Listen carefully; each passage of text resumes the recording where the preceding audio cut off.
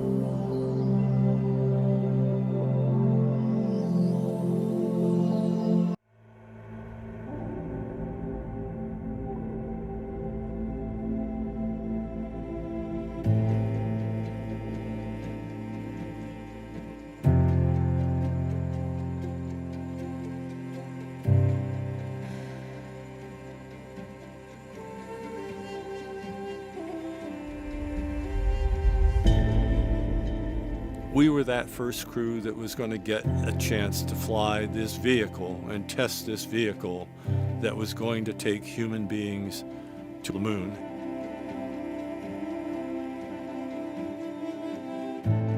We were very, very aware of the time pressure, and everything has to go right if we're for sure going to meet Kennedy's goal of getting to the moon in that decade and back. Apollo 9 was an engineering mission from beginning to end. We tested every possible thing that could be tested. The mission was completely dedicated to testing the systems, the engines, and the guidance and navigation, all kinds of things that we could do in Earth orbit. So when we first got into orbit, we had a lot of stuff to do. And so we needed to make sure that we had all the data we could get.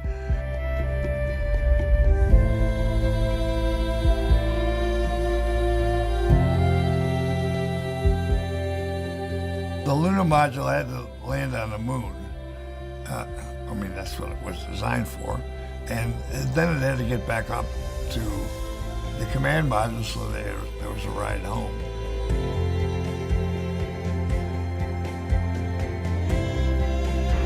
How does that sports car handle, Jim?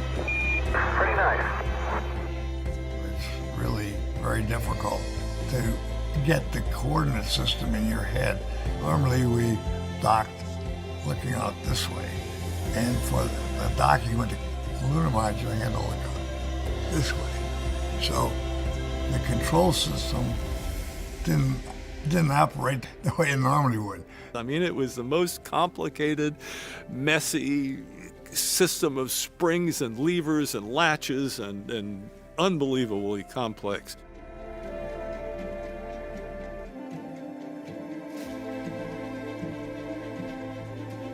We depressurized both the lunar module and the command module, and Rusty was going to get out and transfer over to the command module.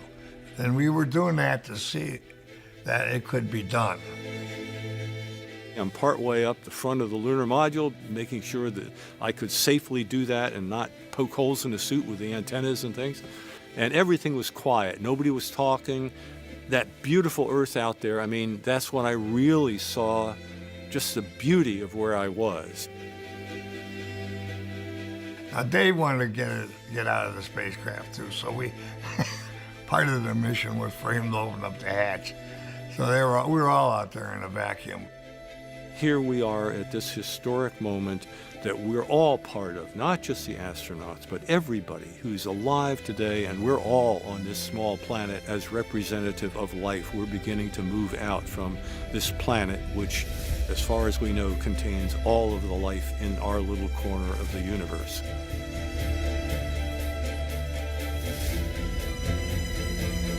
It just worked beautifully. I mean, it was an amazing vehicle. It was a hell of a ride.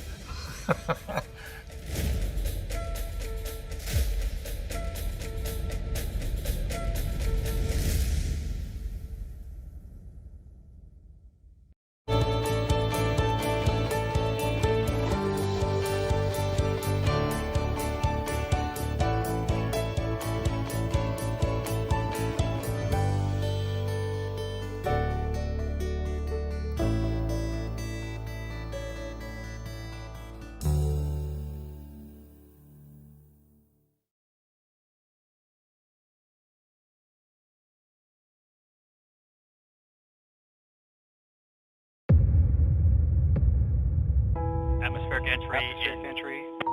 The radar will lock on the ground in approximately 5 seconds from now. We went in this to try to transform our understanding of Mars. We're essentially going back in time. It's gone through hardships, it's gone through incredible victories.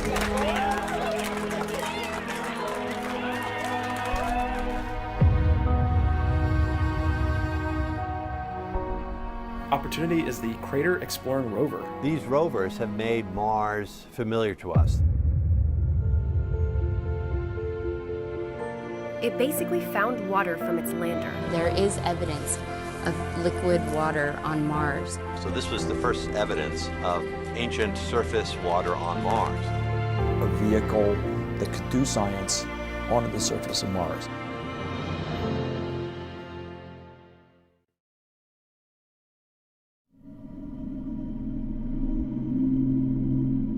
We choose to go to the moon in this decade and do the other things, not because they are easy, but because they are hard. T-minus 60 seconds and counting. We are go for Apollo 7 at this time. And from the crew of Apollo 8, we close with good night, good luck, a Merry Christmas, and God bless all of you on the good earth. We have ignition sequence start. Engines on. 5, 4, 3, 2. Listen, Tranquility Base here. The Eagle has landed. That's one small step for man, one giant leap for mankind. We leave as we came, and God willing, as we shall return, with peace and in hope for all mankind. Right away, Houston. From 1969 to 1972, we had, a total of 6 moon landings. 12 humans walked on the surface of the moon. We have elevated the human condition. We have improved human lives. We have raised the standard of living for every person on Earth because of space exploration. We're going to go back to the moon, and we're going to take what we learned there, and we're going to go to Mars.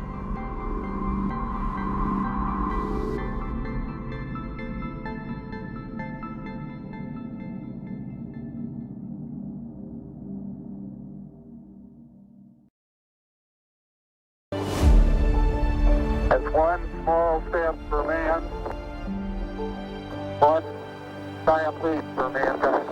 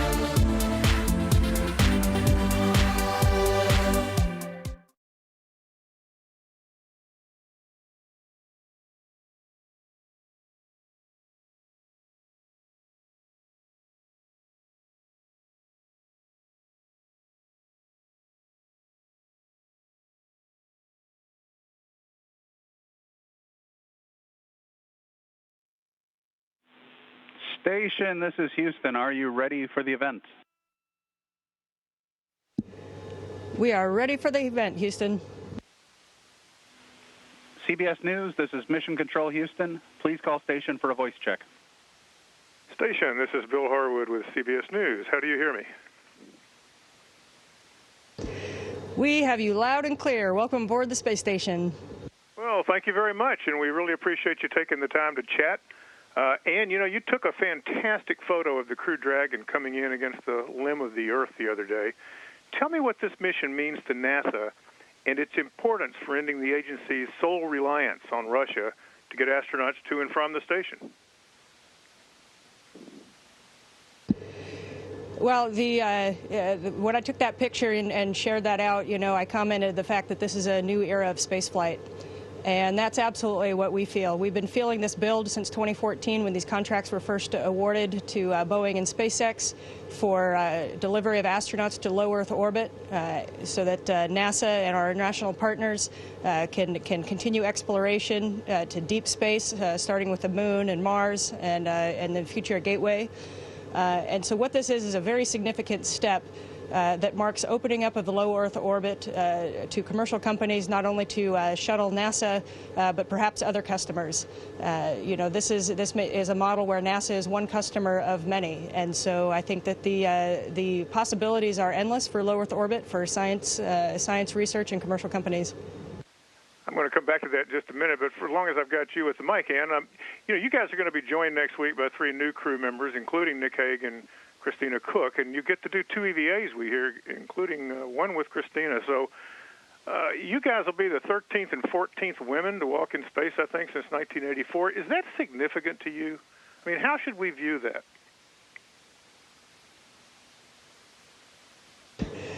Yes, we do have the new crew coming up. We have 3 EVAs scheduled at the end of March. We are very fortunate to work with a very highly skilled and highly trained crew. As far as the significance, you know, I really believe that the fact that we don't really have to talk about it too much when we're making crew assignments shows that I think that we are really just, I suppose, symptoms that you know, equality's been reached. When NASA makes crew assignments, that's not something that they take into account. And so we're really focused on that first spacewalk on March 22nd, and plans for spacewalks after that won't be finalized until after we know the results of that one. Well, when that does happen, and I understand exactly what you're saying, I've had the same thought myself, but I guess just because it's only happened 12 times in the past over, you know, with scores of male spacewalkers, does that make you a role model, whether you want to be or not? I mean, do you think young women can look at this as another sign that even in space, these doors are now open? Well, I certainly do think that representation is important for a lot of people, a lot of kids. If they want to grow up and be astronauts, you know, it's important for a lot of people to look out and see someone that looks like them. And you know, what I always tell them is to keep their head down and keep working. And if I can be an inspiration to any child that wants to grow up and get into the business of space exploration, then I'm absolutely thrilled to do so. I assume you and Christina have trained together. I just was wondering briefly what you look forward to the most about putting that helmet on and going out the door. Well, for me, I've wanted to be an astronaut since I was 3 years old, and certainly, you know, when you picture an astronaut out on a spacewalk, that's kind of the quintessential, you know, moment of becoming, you know, when you want to be an astronaut when you're little, that's kind of what you think about. So for me, honestly, my head's down in preparations.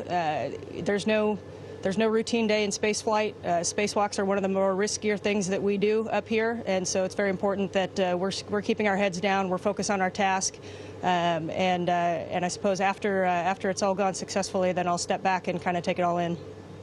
Thank you very much, and let me get a quick one in for David, if I could. You know, David, you were the board engineer, co-pilot during your launch aboard the Soyuz, and I saw you inside the Crew Dragon, and in that wide-angle lens, it looks fairly roomy in comparison. What are your impressions of this new spacecraft? It certainly physically looks kind of very slick inside. The Soyuz, as you know, has gone through decades of iterations, of improvements, of adding equipment. So, you know, any spacecraft ends up looking the way it looks. So I don't know how it will be to fly the Dragon. I've not had that training. The one thing that I enjoyed about the Soyuz was this notion that there is in most cases a way for the crew to act manually and take over should something go wrong. Maybe a reflection of the times when it was designed. Crew Dragon, it was a beautiful moment to see it approach. You saw that amazing photos that Anne was able to take. And it is a moving moment to see the opening of a new chapter where we have this new possibility, a new tool in our quiver for space exploration.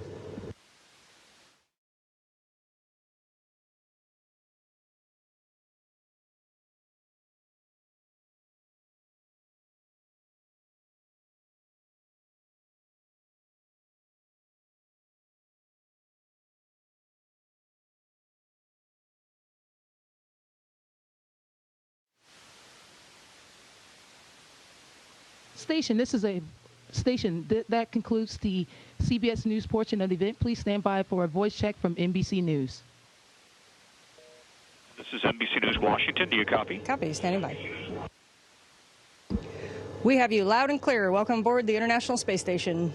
Hi, guys. Nice to see you. It's Tom Costello at NBC News in Washington. I'd love to talk to you about rugby and my kid's sore throat, doctor, but why don't we cut right to the chase if we could? I'll tell you what, Dr. Saint-Jacques, can we begin with your thoughts about how we are now looking at a new era in space? Are you guys excited about following the SpaceX launch, and now we've got a Boeing mission coming up? Does it feel to you like a new day has dawned? I tell you what, the way that you said it absolutely right. The new day has dawned. This is the dawn of a new era in spaceflight, and those of us that have been involved in the business over the past years have been feeling this momentum build. And I've shared with friends and family over the past years that we are on the cusp of an absolutely amazing period of spaceflight. Never in the history of spaceflight have American astronauts trained to fly on 4 separate vehicles and developed 4 separate vehicles at the same time, and that's what we're doing right now. So our astronaut corps of less than 60 astronauts are currently, flying and training and developing, continuing on the Soyuz. Now we have Boeing and SpaceX and Orion as well for deep space exploration. So it's absolutely amazing when you think about the destinations that we can go to, and commercializing low Earth orbit really opens up the possibilities not only for NASA but for industry. All right, I'll tell you what, Colonel, can I stick with you for just a minute here? I hate to ask a redundant question, but you know we all have to ask Tom questions on our own time. You are about to participate in an all-female spacewalk, and I'm wondering, does that also feel like, breaking barriers? I do understand that. I think that's how it can be seen. I think from our perspective, we're really focused on our first spacewalk on March 22nd. And then we kind of, these events are very significant, they're very complicated, and they're one of the riskier tasks that we undertake. And so up here on Space Station, our heads are down, we're focused on the work, and I think maybe after that I'll have time to reflect on it. But you've been a groundbreaker. I'm going to just push the point for a minute, Colonel. You've broken a lot of ground in your career. It has to feel rewarding that you're going to be part of this team, an all-female team on a spacewalk. I tell you, the team of 4 astronauts that we have here, with David and Nick, Christina, and myself, I couldn't ask for a better team. I think even more significant is that this is all of our first spaceflight. And so we have been entrusted to do 3 spacewalks with 4 first-time flyers. And our training has prepared us for this moment. We are ready for the technical tasks, and we're really looking forward to doing the mission. All right, one more question for you, Colonel, and then David. But, Colonel, talk to me quickly now, if you don't mind. The Today Show tomorrow is going to be celebrating International Day of the Woman. And you've got a unique vantage point from up there looking down on the entire globe. What is your message to women around the world and young girls and women on this International Day of the Women?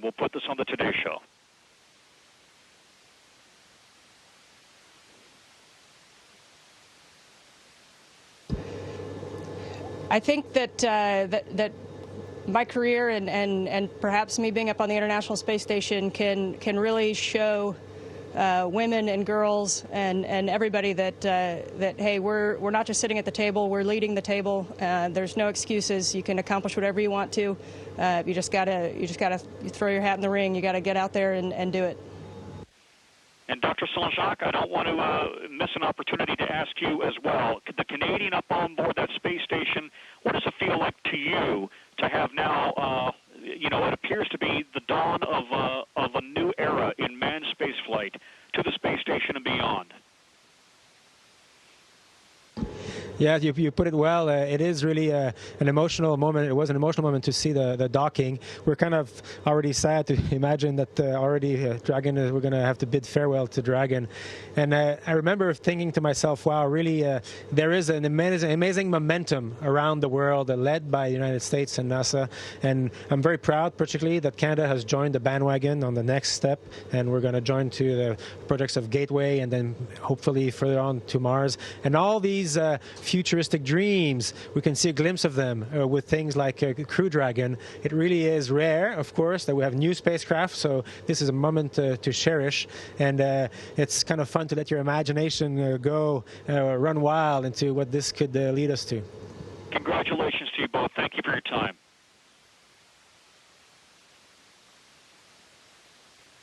Station, this is Houston ACR. That concludes the NBC News portion of the event. Please stand by for a voice check from ABC News.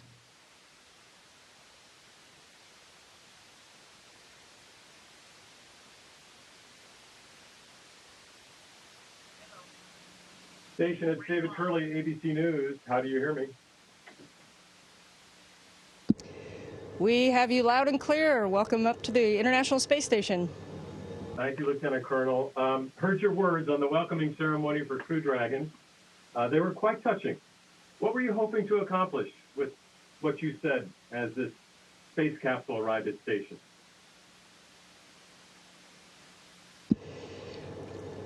You know, when we come up to the International Space Station and we can look back at our Earth, and it's this marrying up of an amazing view of our planet while sitting inside some of the most advanced technology that's ever been developed by humans across the world. And it gives you this perspective of really what we're capable of when we focus on our common interests instead of our differences. Every single day we work with people across the globe who are driven by a passion for exploration and a desire to go beyond where humans have ever gone before.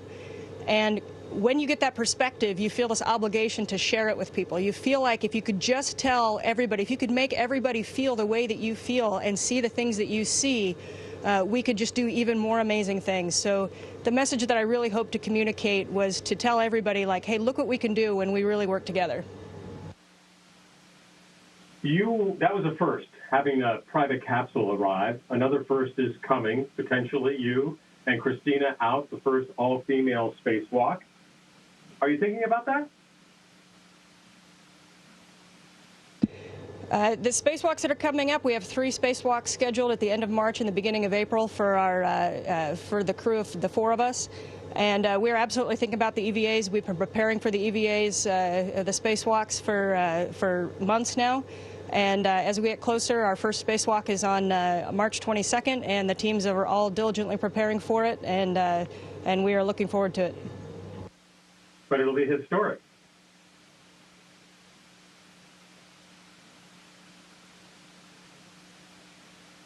Did you get that? It'll be historic, all female.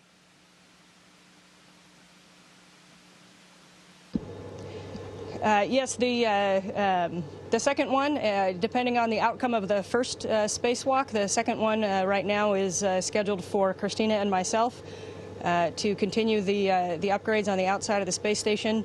We understand that it is significant historically. I think right now our teams, we have so much to focus on and prepare for up here that our heads are kind of down. But we certainly understand the significance of it. And hopefully, you know, in the future, it won't be such a surprise to folks. You know, NASA certainly doesn't take it into account when making crew assignments. It just kind of happened that way, which in and of itself is probably a sign of where we're at. Before I get to David, I talked to Nick Hague.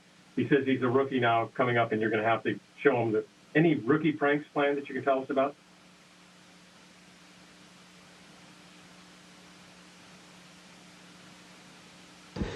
Well, yeah, we've been talking a lot about tricks on the ascent. We're both the kind of co-pilots of the Soyuz, so there's a lot of tricks that we share among ourselves. And then how to prepare really is the most important. And what we find, we regularly tell people is, once you get to space station, there's procedures, there's ground control, there's your colleagues who've been there several months. You'll be okay. What you really have to prepare for is your family, your loved ones. Kind of wrap up things. Make sure you leave with no loose ends, because you know, you never know what happens here first. And B, it's kind of difficult to manage your life when you're up here. We are really in an extreme place. Doesn't look like here. It's very comfortable, but we are on orbit, so you don't want to have to manage your bank account or you know, prepare you know, presents for your kids while up here. It's better to plan all that while you're on the ground.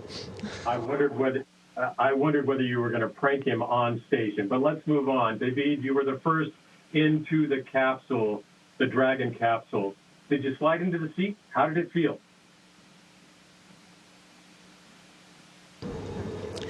Yeah, so I had I guess I pulled the lucky straw there, and was the first one to open that hatch. But you know, as everything we do here, and Anne put it well previously, it's kind of a mixture of magic and of just very mundane technicalities. I was focused on getting the steps right, because it's whenever you do something new for the first time, you got to get extra focus because it's the first time, right? You're just reading this from procedures or from training. So even though it was historic and emotional, we were really heads down, making sure we were doing everything step by step correctly. But I had these moments of wow, aha, when kind of the light of the inside and the view of the beautiful cockpit, it kind of looks a bit like a business class spacecraft. I think we're out of time. Both of you, thank you very much. ABC's signing off. Station, this is Houston ACR. That concludes the event. Thank you, CBS News, NBC News, and ABC News. Station, we are resuming operational audio comm.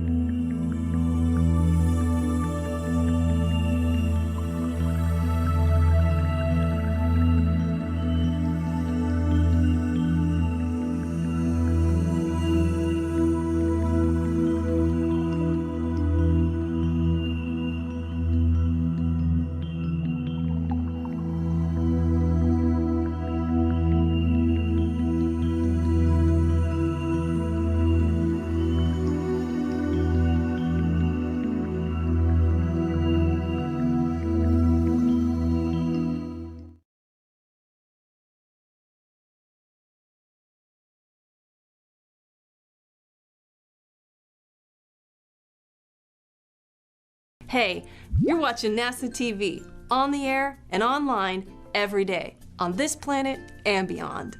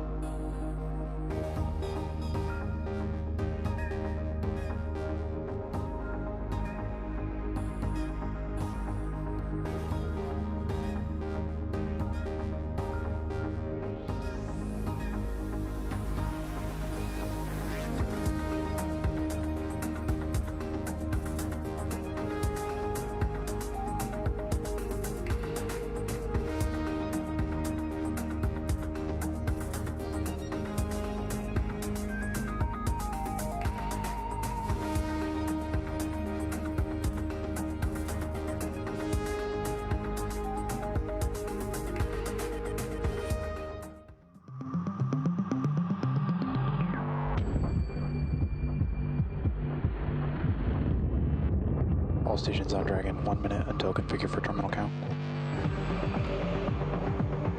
T-minus 30 seconds.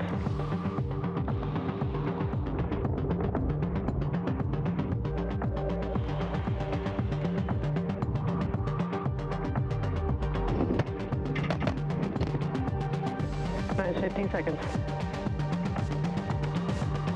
Falcon 9, go for propellant loading. Dragon is in countdown. 5, 4, 3, 2, 1. Ignition.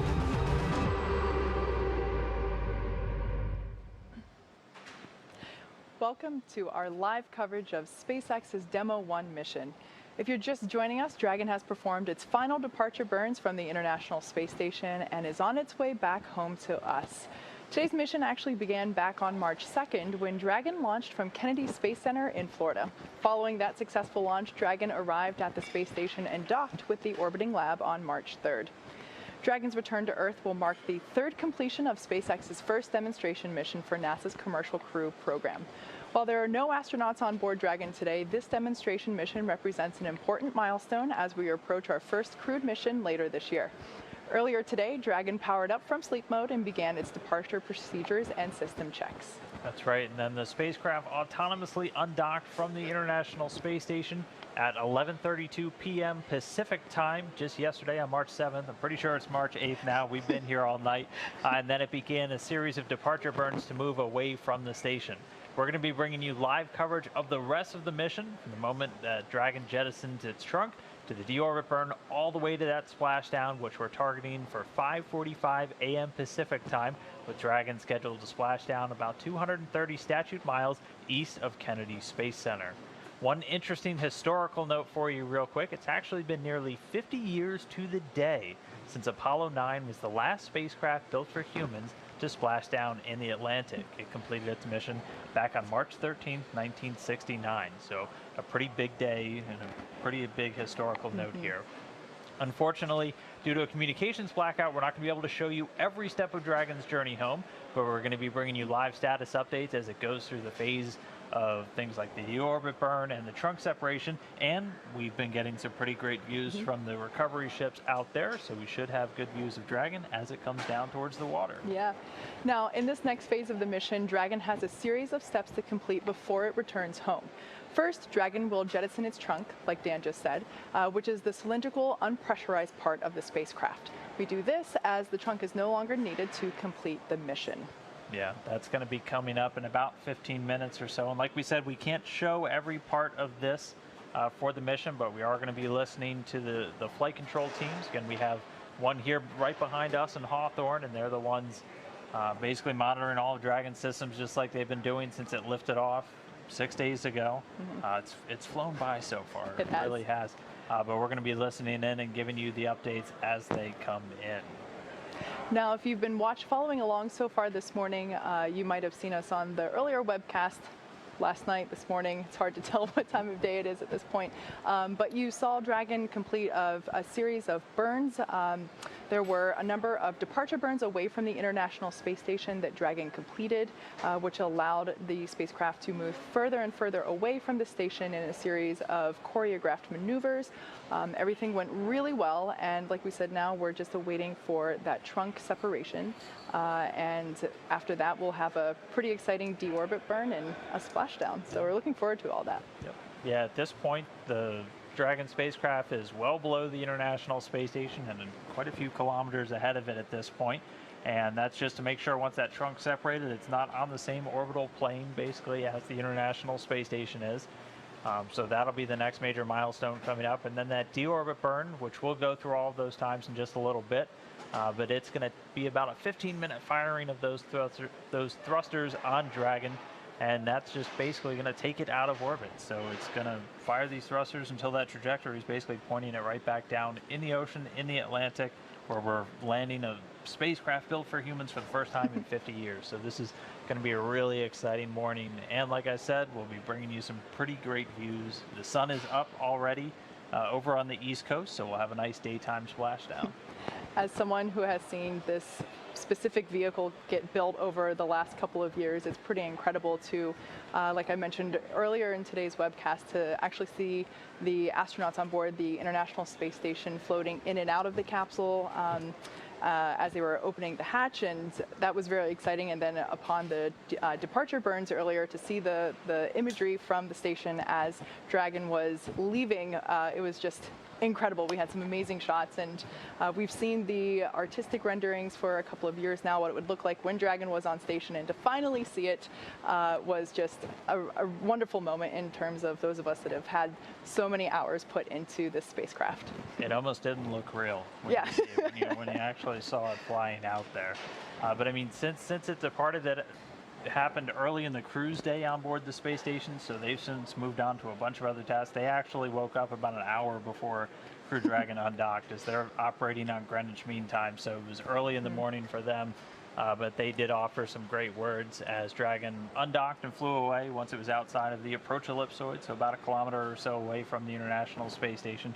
And as Kate said, it executed all of its departure burns. It executed 4 departure burns following that initial separation, basically taking it out in front and then up around and then finally out beneath the International Space Station, where it's now on its orbit awaiting this trunk separation and eventually the deorbit burn. Yeah.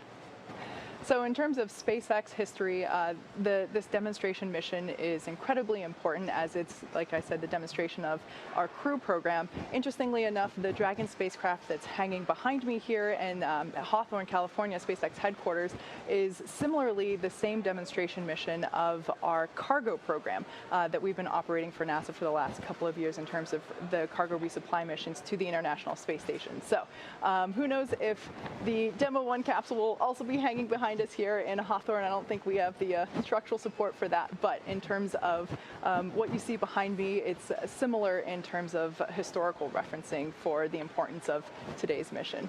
And that capsule actually already has another mission on the books for it. SpaceX is planning to use it in their Ascent abort test coming a little bit later this year. That'll be between Demo 1, which we're about to wrap up today, and Demo 2, which will be the first flight that we actually have our astronauts on board that spacecraft. Bob Behnken and Doug Hurley, the 2 NASA astronauts, will be the first one to take Dragon into space. And the Ascent abort, that will be a pretty cool test to see.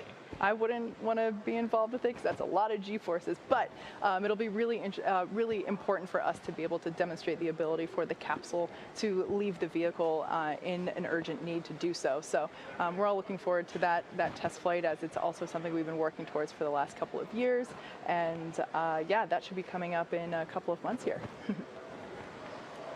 Yeah, and that'll be the second abort you guys have done, because you did a pad abort test already with the Dragon spacecraft. So basically just really putting the vehicle through all of the paces, all of these different abort tests, missions like this one right now, all ultimately with that goal of sending humans to the International Space Station on a Crew Dragon. Yeah. Something else really interesting about today's mission, and in fact the commercial crew program going forward in terms of SpaceX's approach to landing the capsules, we are landing them in the Atlantic, like we mentioned earlier, whereas the cargo resupply mission Dragon capsules have all landed in the Pacific. So today is really exciting. We're really pumped to bring you footage of our recovery team as we pull Dragon out of the Atlantic Ocean. It's a lot of firsts today. It's been a lot of firsts all week, and to say the adrenaline has been pumping around here is an understatement. Yeah, we even had a crowd earlier this morning behind us gathered down at the control, and there's even more crowd. now. Yeah, now it's 4:30 in the morning here on the West Coast, but the crowd is already starting to gather here at SpaceX headquarters.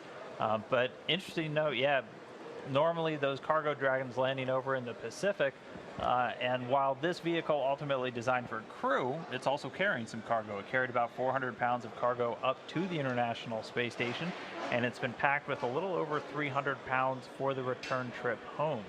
and that's broken out across a couple of different areas. One of the more interesting ones, and one of the ones NASA's really keen on, is it's bringing back what we call utilization, so some science samples. It actually has 2 bags. They're basically like coolers on board that are packed with these cold bricks that we're able to put science samples in. So the ones that are coming back home today used in some of the human research projects on board the International Space Station is, we like to say, the astronauts are experiments themselves. We're always poking and prodding while they're up there just to see how the human body changes and reacts in microgravity. And a lot of the samples from a couple of those projects are coming home on Dragon today. Also bringing home a couple of radiation monitors, and one thing that our program manager, Kirk Shireman for the Space Station program, noted, it's also going to have a fan pump separator on it, and that's actually a piece, it's a piece of the spacesuits, the EMUs, the extravehicular mobility units. I'm from NASA, and we still use way too many acronyms, and it's a piece that actually failed on orbit some time back, and they're bringing it home to take a look at it. It was since replaced with a spare unit. And we do have some spacewalks coming up in March. So very busy time in space right now, but right now kind of all focused on watching this Dragon come home. So the next milestone that we have coming up in about 7 minutes is the trunk separation. We will take a break for a few minutes while we await that, so stay tuned and we'll see you in a couple.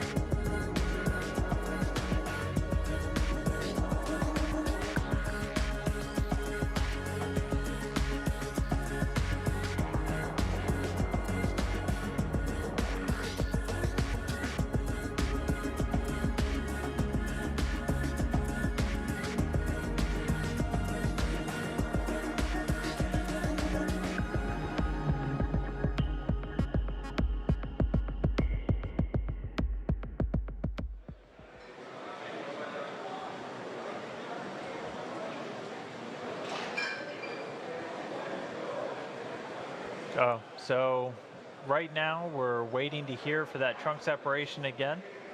We are expecting to get that call just on the internal nets any moment now. That'll be the next major milestone, and then it'll be on to deorbit burn. Exactly. So we should have that call out any minute now. As we wait for trunk separation, this is the last thing that Dragon has to do before it is able to re-enter the Earth's atmosphere and splash down in the Atlantic Ocean. That's right, yeah. The trunk not coming home, but the rest of the Dragon capsule, the more important part, is going to be coming home. The other stuff that Dragon's going to do before it does that final re-entry is close that nose cone, and we'll get through a little bit of that soon, but basically that nose cone is going to protect that top part of the Dragon spacecraft, the docking adapter, and also the guidance and navigation and control sensors. So that's one of the last major milestones. That's another kind of departure from the cargo Dragon, which that nose cone gets jettisoned during the launch phase. But with Crew Dragon keeping the nose cone all the way through, it helps in the actual reusability of the Crew Dragon for future missions. Now that trunk section is unpressurized, and we are able to use it to transport cargo on the way up to the International Space Station, but everything that comes back from station is put into the pressurized section. So we are able to jettison that trunk as it's no longer needed, and we're able to shed that extra weight. And I think we just heard trunk separation. All right, so hopefully we'll be able to bring you visual here shortly. Actually, no, we're too far away from station at the moment, so yeah. Yep. So next up is going to be the spacecraft using some forward thrusters to perform the deorbit burn. This is going to be a really major step because once that deorbit burn happens, you're coming home. You're leaving orbit and you're coming back to Earth. Can't and wait. That's going to put Dragon on a trajectory for that return. The burn will last about 15 minutes once it starts. So we're going to, again, continue to stand by. This is kind of the calm before the storm, if you will, where we're just waiting for things to really get into motion. Dragon's going to pretty soon do that deorbit burn. And then following that, it only takes about 45 minutes or so until it's in the water, down in the Atlantic, and ready to get picked up by the teams on the boats out there. So once again, we're going to continue to stand by. We're going to bring you these updates as they come in. But one more milestone down, just a few more to go, and then Dragon's home.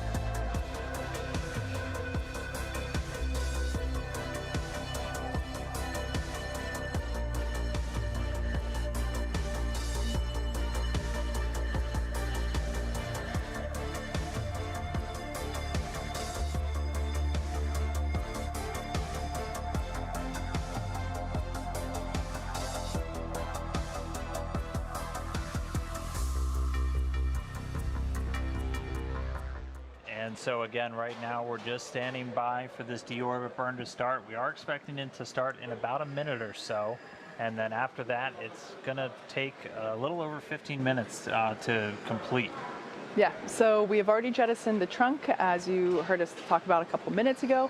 That was the last thing Dragon needed to do before it is able to re-enter the Earth's atmosphere. And like we said, that'll be about a 15-minute burn, and then we will have parachute deployment and splashdown after that. So, like Dan said, kind of the calm before the storm. We're going to have a lot of activity coming up once we do pass through the re-entry burn. But at this point, we should be getting confirmation of the deorbit burn in a couple of seconds here. That's right. And once the deorbit burn is complete, it's just about, I'm trying to do quick math in my head as I look at everything, but it's just about 40 minutes or so until Dragon's scheduled to be back down in the water. So it's a pretty quick ride from being in outer space to being right back down in the ocean. And we just had confirmation of the deorbit burn. So like we said, this will last about 15 minutes. So deorbit burn has begun. At this point, Dragon has begun to re-enter the Earth's atmosphere. It's going to get a little toasty, but we're excited for this to happen, as it is the next step, the next milestone in its journey home. That's right. And again, ultimate destination down in the Atlantic Ocean, and there are boats standing by. We'll go through all the recovery courses and everything on site, but there is one main recovery boat. It's the Go Searcher, and that's going to have all of the SpaceX recovery teams who are responsible for actually going out and picking the capsule up out of the water.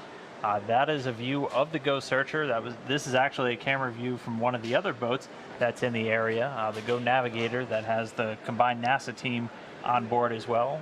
So once we actually have crew on board, everyone's going to be on one boat, so it'll be a little bit tighter quarters. But you'll have obviously the SpaceX people to go and recover the capsule, and then the NASA people typically also bring along the flight docs and the nurses. Anybody who's ever seen a landing in a Soyuz over in Kazakhstan is familiar with that. Once the crew comes home, after about a 6-month period, it's important we get a quick medical check out with them, just take the vitals, make sure they're doing okay, and help manage as they readapt to Earth's gravity for the first time in, up to 6 months or longer. So everyone will be on one boat, but for today we do have 2 boats, so we'll get some additional views, hopefully, from those different cameras as we get to watch Dragon come down. But for now, we are in that deorbit burn, so we got a couple more minutes until that is complete, and then we're one step closer to Dragon being back. Yeah, so while Dragon is re-entering the Earth's atmosphere, we're going to pause for a few minutes until the deorbit burn completes. So be sure to stick around, and we'll see you in a few minutes.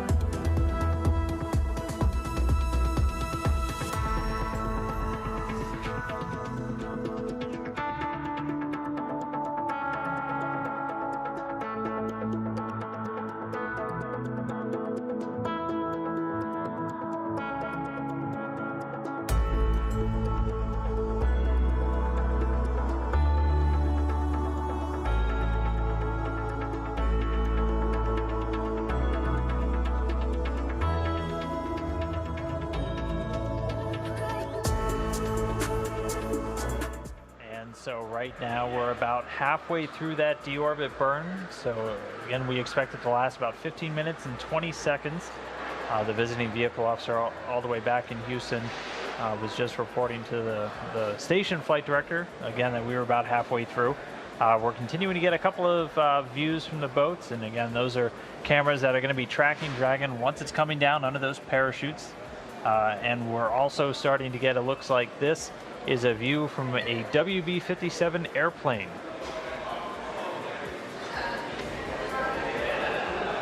And so we have a number of assets out there off the Florida coast. Again, there's two ships rather, both with tracking cameras on board. And NASA also flying its WB-57 aircraft, typically used for high altitude weather research and other science missions. But it has a camera affixed on it and should hopefully give us some views of Dragon coming down under those parachutes. So there on your screen, you see a beautiful shot of Ghost Searcher, which is our primary recovery vessel. There on the front part of the ship, you can see what would essentially be the crew's quarters during the wait. They could be out to sea, depending on how rough the waves are, for a couple of weeks to just a couple of days, depending on the splashdown point. So they're coming into the view on the right-hand side of your screen. At the top is actually the helipad. For helicopters to land if we need to take the astronauts to shore quicker than just having them ride along on the ship.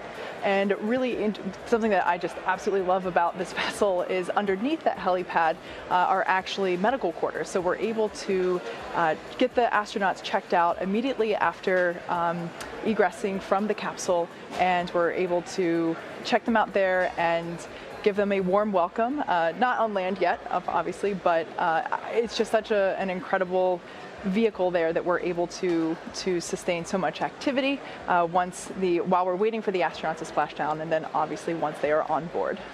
It's also important to note, so right now the teams are about 200 or so, give or take, nautical miles off the coast. That won't be the case when we are bringing crew members back. That landing zone much closer in. I think it typically ranges out about 20 to 24 nautical miles or so away from the port. So that gives them the capability to then get back in within just a couple of hours instead of a little over a day that it's looking like it's going to take the teams to bring Dragon back after this mission.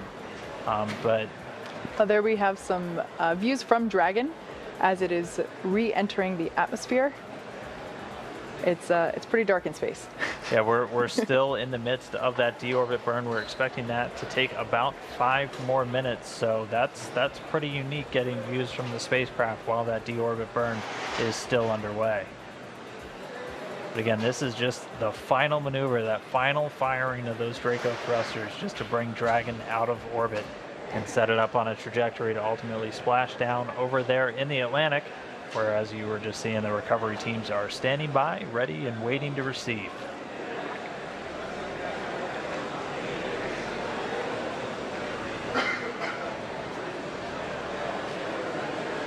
And again, this deorbit burn planned to last about 15 minutes and 20 seconds. And this is just to ultimately carry Dragon out of its circular orbit. So right now it's been in a circular orbit just beneath the space station's orbit. We call it a co-elliptic orbit for the last several hours. And this deorbit burn is going to radically change that planned orbit, basically setting it up to intersect back down with the Earth, back down there in the water where the recovery teams are waiting. Now that we have a full view of the recovery vessel on the very right side of your screen, we can see a portion of the ship that we weren't able to see before, and that's actually the portion of the ship where once the Dragon capsule is close enough, it will be lifted up out of the water by that vertical piece that you see there. It'll actually actuate out over the water and lift the Dragon capsule up out of the ocean and then bring it back onto the boat and set it down into its nest. So pretty cool. This is new. New technology that we've installed on this ship specifically for our Crew Dragon missions. So it's like we said before, this is a demonstration mission, and while our recovery team has been practicing for recovery operations, this is obviously the first time that they will be practicing with a vehicle that's coming from space. So we're all very excited to be bringing you live coverage as all of this unfolds over the next hour or so. And to give you a timeline of that recovery period, it's expected to take a little under an hour or so for the teams to actually have the capsule back up on the boat, which in a situation where there's crew on board, that's about that hour to get the crew out of the water and onto the boat so they can do all of their initial medical checks and everything else that we typically do after crew members are returning from these long duration missions.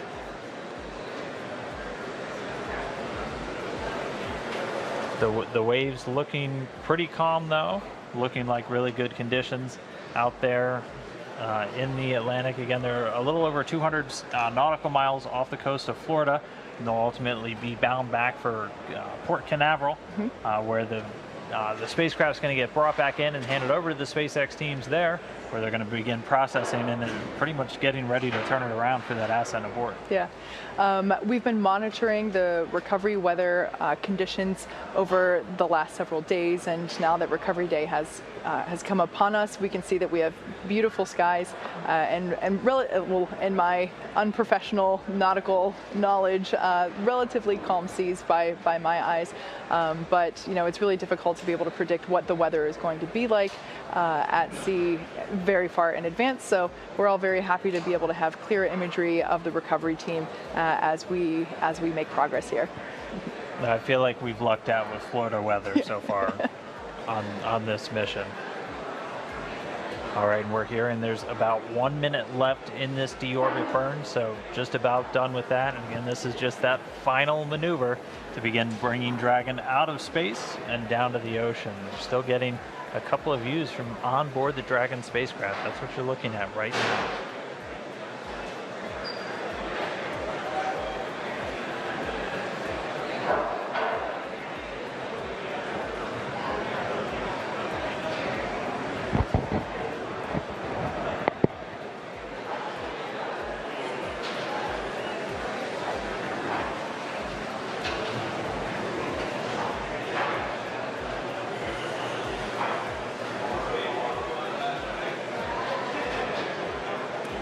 Now we're just going to stand by and listen for how the deorbit burn went. Should be wrapping up momentarily. So like Dan said, we are waiting confirmation of the conclusion of the deorbit burn. It's been going on for the last several minutes, and like we said before, Dragon departed space station earlier today, performed a number of departure burns, and now we are hopefully just exiting the final burn, and that's the re-entry burn. And there on the left-hand side of your screen, you can see our recovery vessel waiting for the splashdown of Dragon. Once we exit the re-entry burn, we will have parachute deployment. The first one of those will be the drogue chutes, the smaller chutes that slow the vehicle down, followed by the main parachute deployment. And that will slow it down even further, allowing it to come to a slower velocity as it approaches the surface of the ocean. And we are being told that was a nominal burn, so the deorbit burn is complete. Dragon is on its way home. And so the next thing that's going to happen is that nose cone on Dragon is going to get closed. We heard that process is now in work. And then it's time for Dragon to really get through the Earth's atmosphere and ultimately splash down. So that's where the vehicle is going to heat up tremendously, because again, you have to keep in mind Dragon traveling at thousands of miles per hour right now. And when it hits the thicker part of the Earth's atmosphere, it's going to heat up tremendously from the friction. And this is actually video of the nose cone starting to close on the Dragon spacecraft.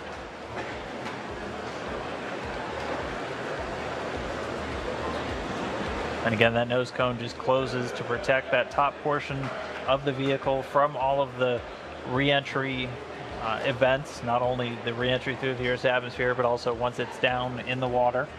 and that protects the guidance and navigation and control sensors on top of Dragon, and also that docking ring that it uses to attach to the space station. So again, what you're seeing right now is the nose cone closing on the Dragon spacecraft as we await for it to re-enter the Earth's atmosphere.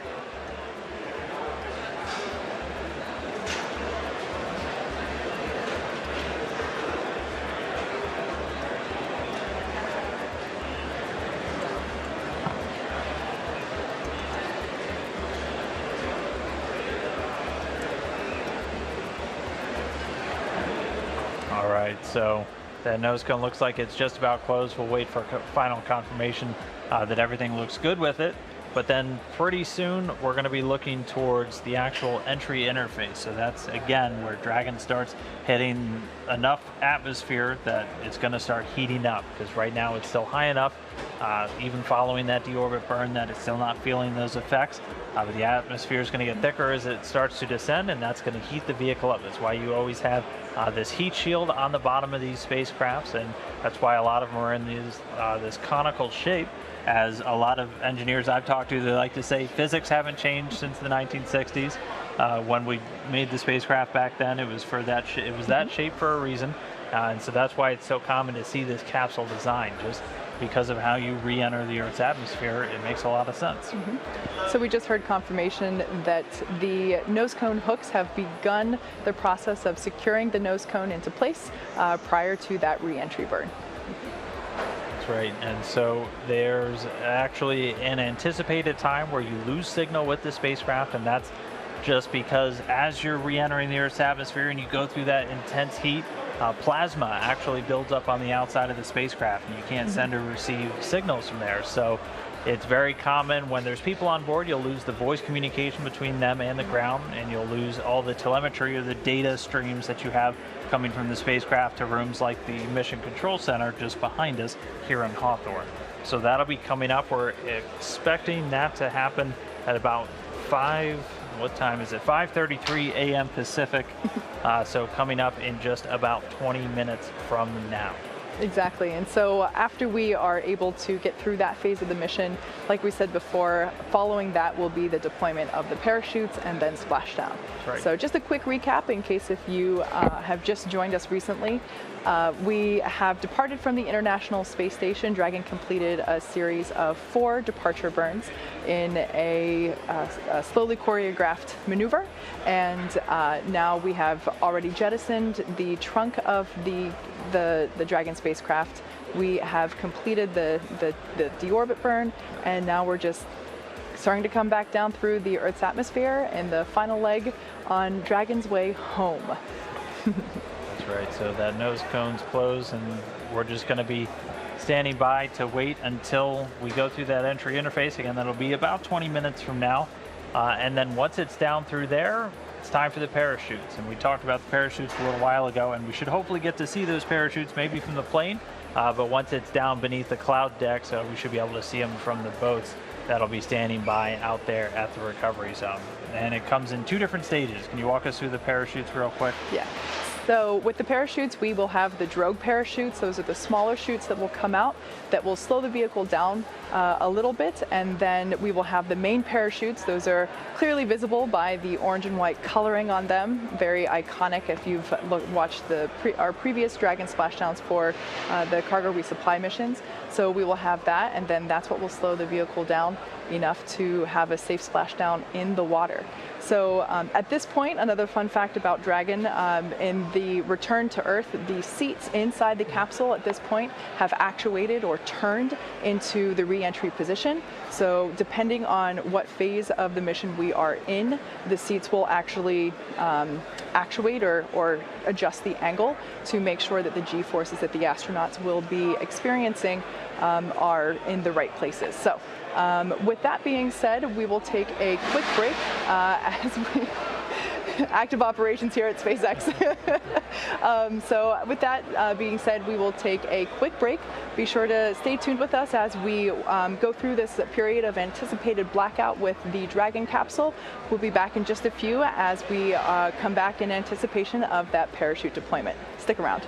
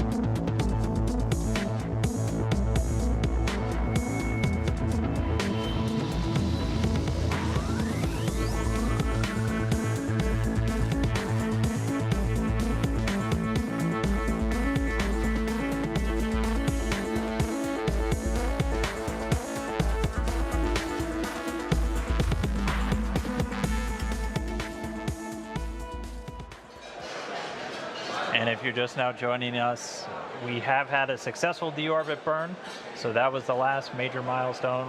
We've also confirmed that the nose cone is closed, the hook's all engaged, and so now we're just waiting for Dragon to begin making its way through the Earth's atmosphere. That deorbit burn lasted a little over 15 minutes and was reported that it was done successfully, no issues, and Dragon is now on its way home. We're continuing to get some pretty great views from the boats out there in the splashdown zone. We're also going to be on the lookout for some video possibly from an aircraft that we have in the area. One of NASA's WB-57 research planes is going to be trying to get some views of Dragon and the chute deploy and actually coming down under the parachutes. There are some clouds in the area, so the boats might not see it right away, but once it's underneath those cloud decks, they'll have some pretty great views of it coming down. So there on your screen, again, you can see our primary recovery vessel. That is, well, there it went. But that is our recovery ship that is fully equipped with medical quarters for checkouts. Once we do have crew on board Dragon for our upcoming missions, they will be able to come out of the capsule and get a full medical checkout immediately afterward.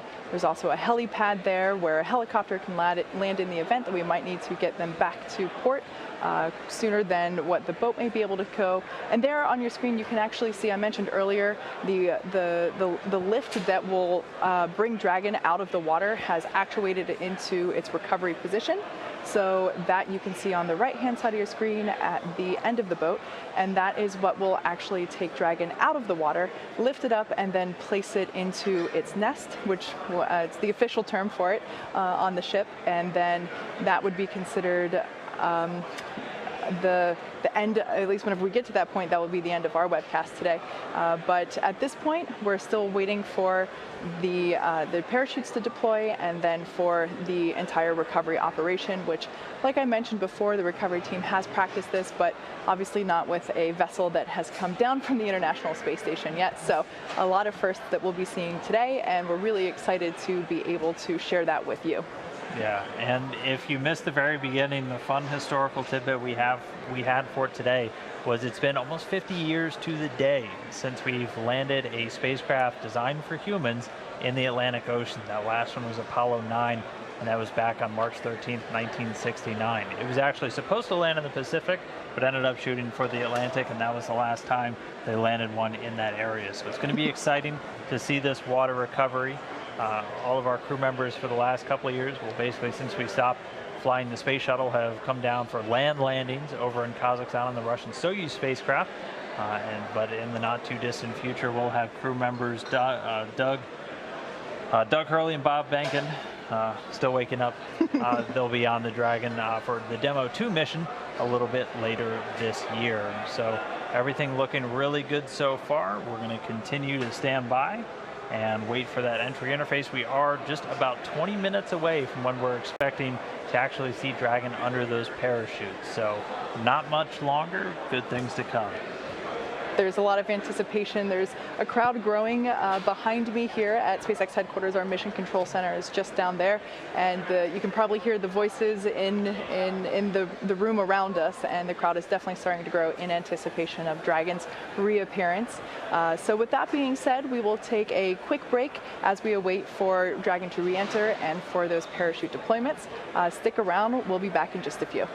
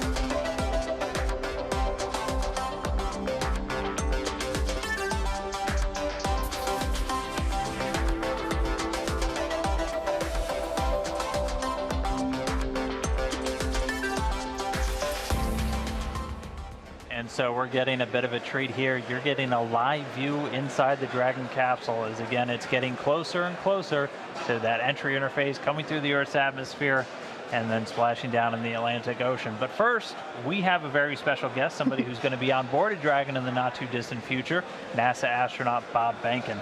Bob, thanks for being here. Thanks for taking a couple of minutes. I know you're following along with the teams. There's a lot of excitement. How are you feeling about the mission so far? Well, I think I said this before when we were out here for the ascent phase and docking.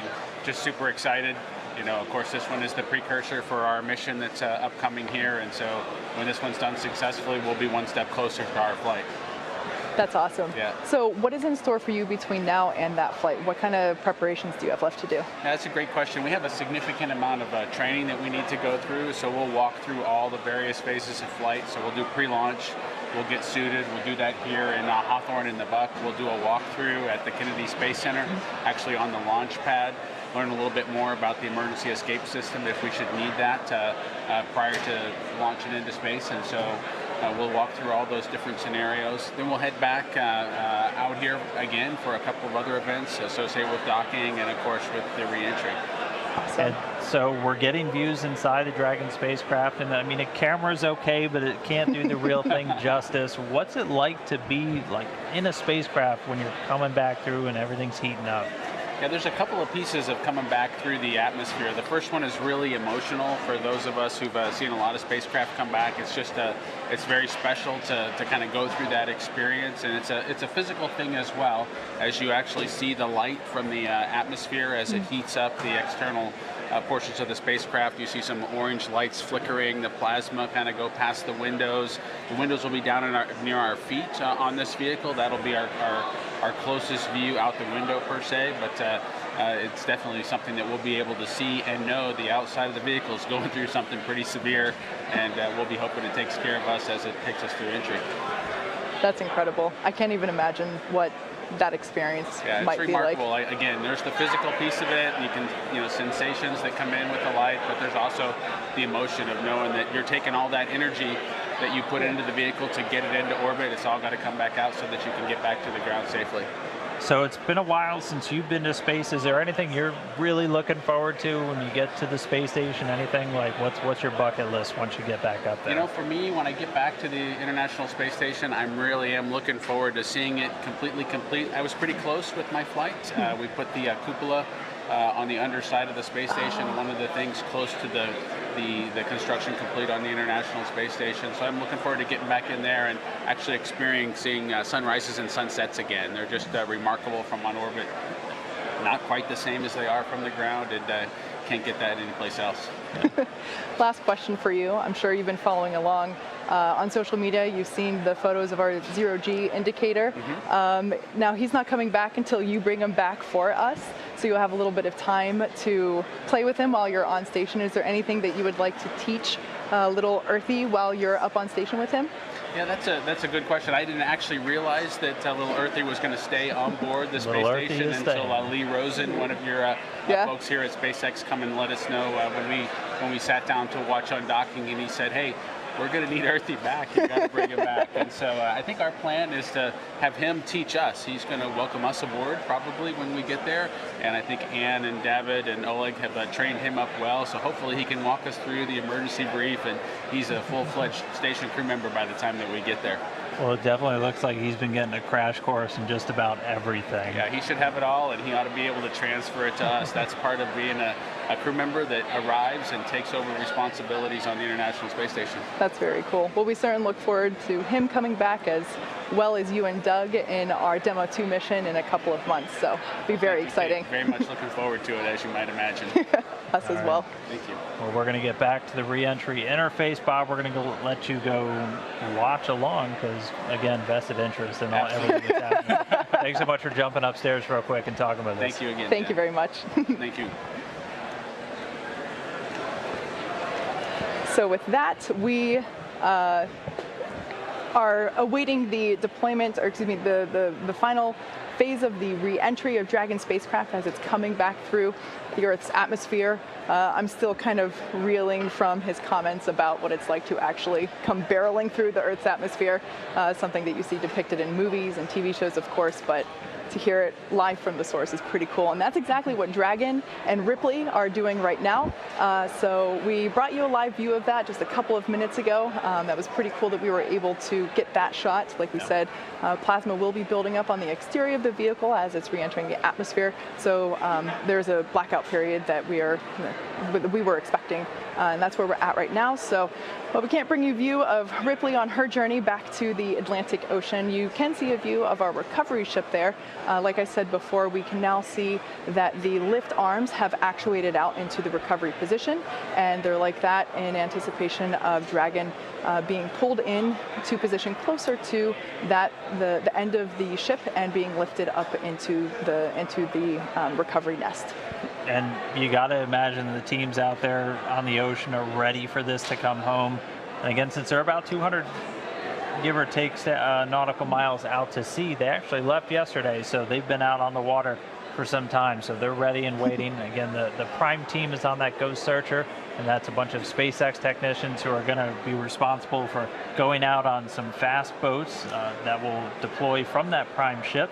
And they'll begin just basically getting the capsule stable and then bringing it in closer to ultimately get hoisted up on the ship. Also, going off to make sure that they get those parachutes as those get jettisoned from the capsule at pretty much just at the moment of touchdown. So we're just going to be ready to watch all of that unfold pretty soon. We should be seeing those parachutes in about 10 or 11 minutes from now, right after Dragon begins that final plunge through the Earth's atmosphere. So we're getting a lot closer. Things are really going to pick up once we get those first views of Dragon over the Atlantic there. Absolutely. So like Dan just said, we've got about 10 minutes until we see the first deployment, which are the deployments of the drogue parachutes.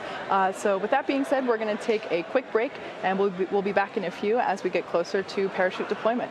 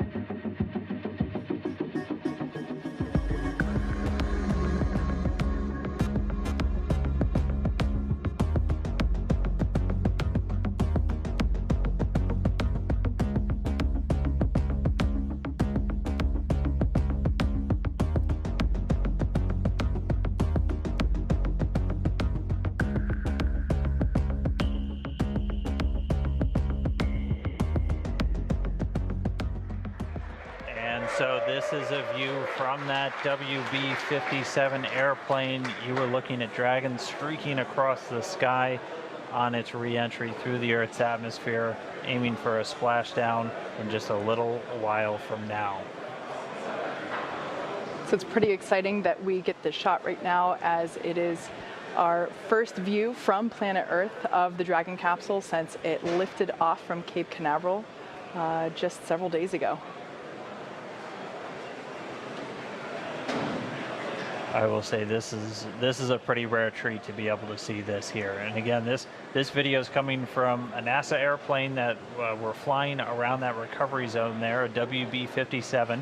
It's commonly used for a lot of atmospheric studies and other science missions, but able to put a tracking camera on it to try and get this re-entry through the Earth's atmosphere today. We're hearing that they should have AOSO acquisition of signal back with the Dragon spacecraft. Right now it's about 46 kilometers in altitude.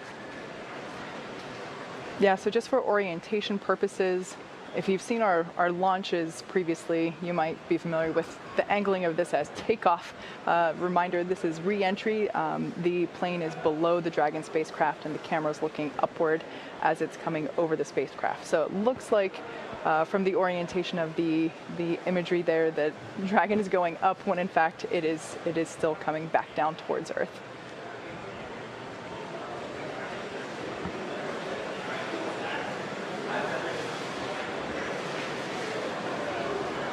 And again, just keeping you on the timeline, so we actually acquired signal about a minute ahead of when it was expected, where we're going to be looking for those initial drogue chute deployments at about 41 minutes after the hour. So after Dragon gets a little bit lower down, we're going to be keeping an eye out. You're going to see the drogue chutes deploy initially, followed by those 4 main parachutes, much larger and able to slow the vehicle down for a much softer splashdown in the ocean.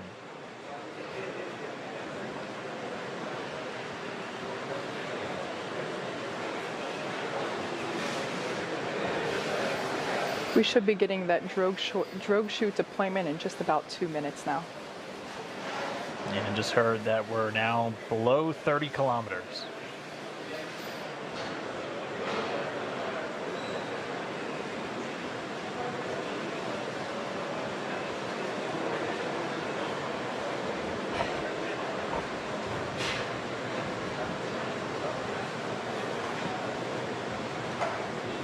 And if you're just now tuning in, this is Dragon.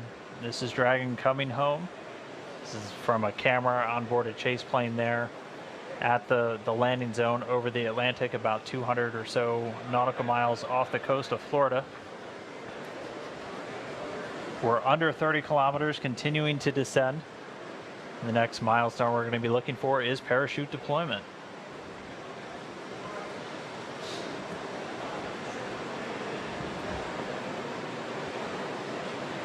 And hearing we're now about 20 kilometers in altitude.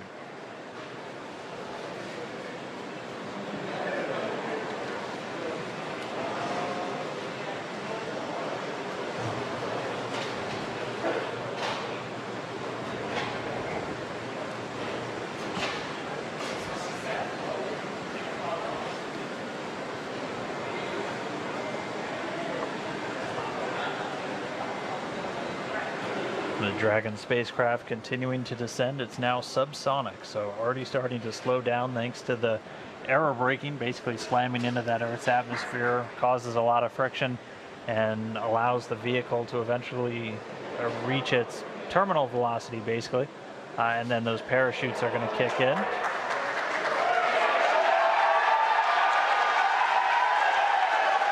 So there you have visual confirmation of the deployment of our drogue parachutes. This is the first of 2 parachute deployments.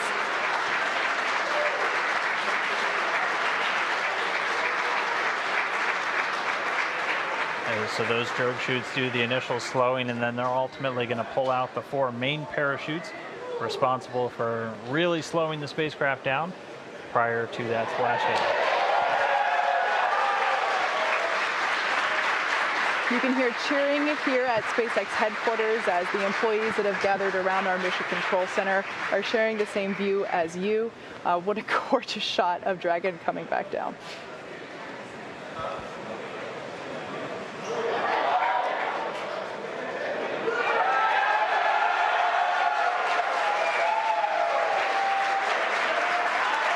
And here come the mains.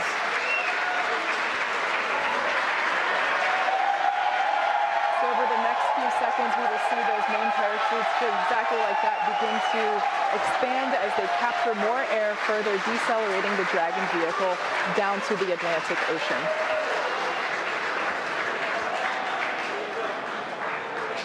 Really can't ask for a more picture-perfect shot than that. And yes, all 4 chutes now deployed. It's going to continue to descend. It's going to continue to slow down and then ultimately splash down in the Atlantic there. We're now under 1 kilometer in altitude.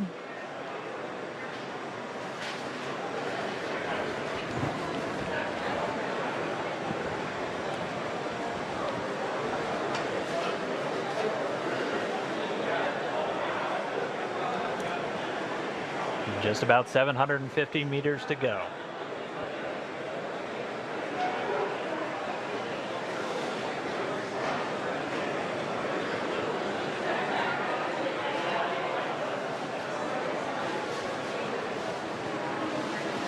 In case if you're just joining us, you can see on your screen there, Dragon has just re-entered the Earth's atmosphere after departing from the International Space Station. We have a gorgeous shot of 4 healthy parachutes deployed and slowing the vehicle down as it is approaching the surface of the Atlantic Ocean off the coast of Florida. And it's continuing to descend under those chutes. We just passed 500 meters. Everything continuing to look good via reports to all the flight control teams. Now we're at about 400 meters.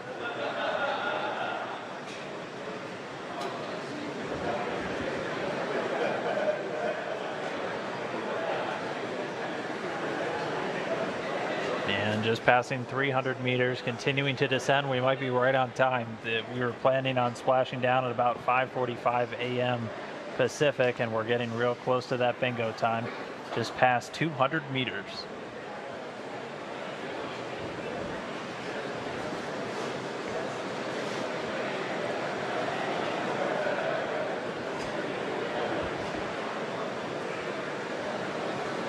And we have confirmation that Dragon is now under 100 meters, is 100 meters above the surface of the ocean. So next up, standing by for splashdown.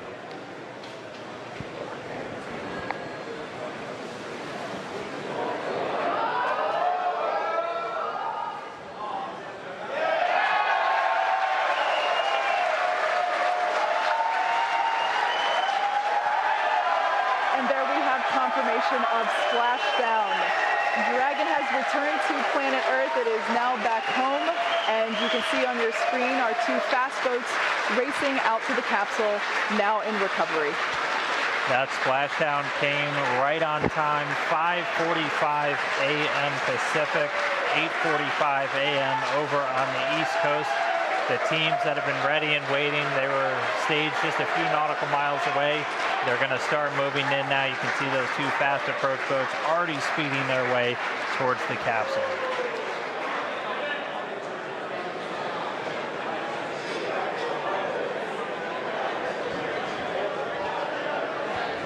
While there's still a little bit more work to be done at this point, like we said, the recovery team has to safe the vehicle and then lift it onto the recovery vessel. However, obviously by the excited cheers here at Mission Control, the splashdown is an enormous event for us in terms of the safe re-entry, the safe return to Earth from the International Space Station. That's right, and you'll notice 2 boats on their way. 1 boat actually responsible for beginning to safe the vehicle and get it ready to go up onto the boat. The other one's going to go off and collect those parachutes as those 4 main chutes actually get jettisoned away from the spacecraft as soon as the vehicle detects that it's splashed down in the water. But if you missed it, I'm really sorry because that was really cool to beautiful. see. But Dragon did splash down at 5:45 a.m. Pacific time, 8:45 a.m. over there on the East Coast, where they're now moving in on a Dragon spacecraft in the water, ready to recover it. Exactly. So like we said, the recovery team has been ready and waiting for a Dragon splashdown. It's been quite the morning, evening. Dan and I have been here since yesterday night, bringing you coverage from Dragon departure from the International Space Station, now all the way down to splashdown. So it's a great next milestone, and we are excited to bring you coverage of the recovery operations as well. But we have a few minutes before that happens, so we're going to take a break momentarily, and we will continue bringing coverage as the recovery operations progress.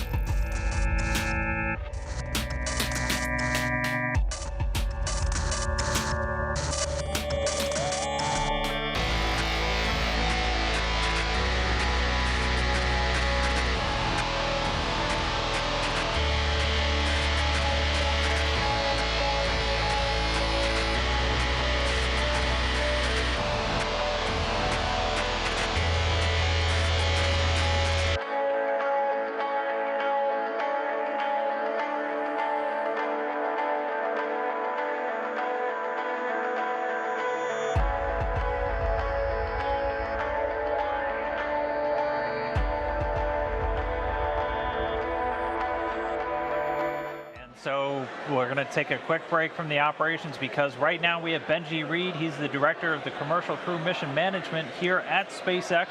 Benji, first off, congratulations. Successful splashdown, successful end of Demo 1.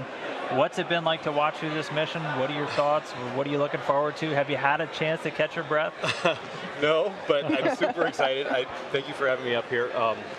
To be honest, I'm kind of shaking, and I'm super, excited. It was an incredible journey to get to this moment. The teams have just done an amazing job, both the SpaceX and the NASA teams jointly. It's fundamentally, this is like a great day for the nation, for SpaceX, for NASA, for all of us, really for the world. I think it was Ann who said this is the first time in 40 years that we've have a spacecraft designed for humans to fly. And not only did she fly and go to the space station, do everything she was supposed to do, but we brought her home safe and sound, landing here in the Atlantic. Just amazing. I can't believe how well the whole mission has done. Pretty much I think on every point, everything's been nailed all the way along. Particularly this last piece, we're all very excited to see as we go through reentry and parachute, drogue deploy, then main deploy, splashdown. Everything happened just perfectly, right on time, the way that we expected it to. Almost down to the second. Almost down to the second, right? Yeah. It was amazing. Yeah. And so, as a team, SpaceX, we're here. We're just super honored to have the opportunity to have done this mission, to have worked with NASA to work through this. And Demo 1 is fundamentally this first major milestone in our process towards certification. I always like to remind everybody that this is a whole system, right? There's Crew Dragon, but there's the Falcon that's going to be certified to fly humans. There's also all the ground systems, the operations, our entire factory and production system. Everything that we do is being certified to be able to fly astronauts safely. And this is a huge step towards that. As we kind of look back over what happened over the last few days, which seems incredible to me, and really it's the culmination of years of work to get us just to this day. We had launch, Crew Dragon deployed, beautiful free flight. One of the things that's hard to test when you're on the ground is how fluids work in microgravity. So things like the prop system and all of the propulsion, and what's amazing is that worked perfectly, just like we expected. We got to station, we docked, and it's the first time I think in history that a commercial vehicle and also an American vehicle has docked autonomously to the International Space Station. So that's just super cool.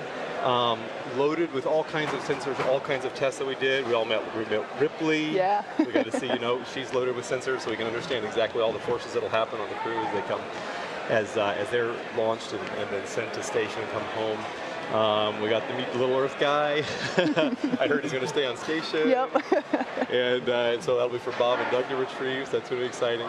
Undocking, of course, some more free flight, and then we came home. Jettisoned the trunk, closed the nose cone, and then again, like I said, just beautiful parachute deployment. Everything the way we expected. All of these gazillions of tests that we've been doing on parachutes.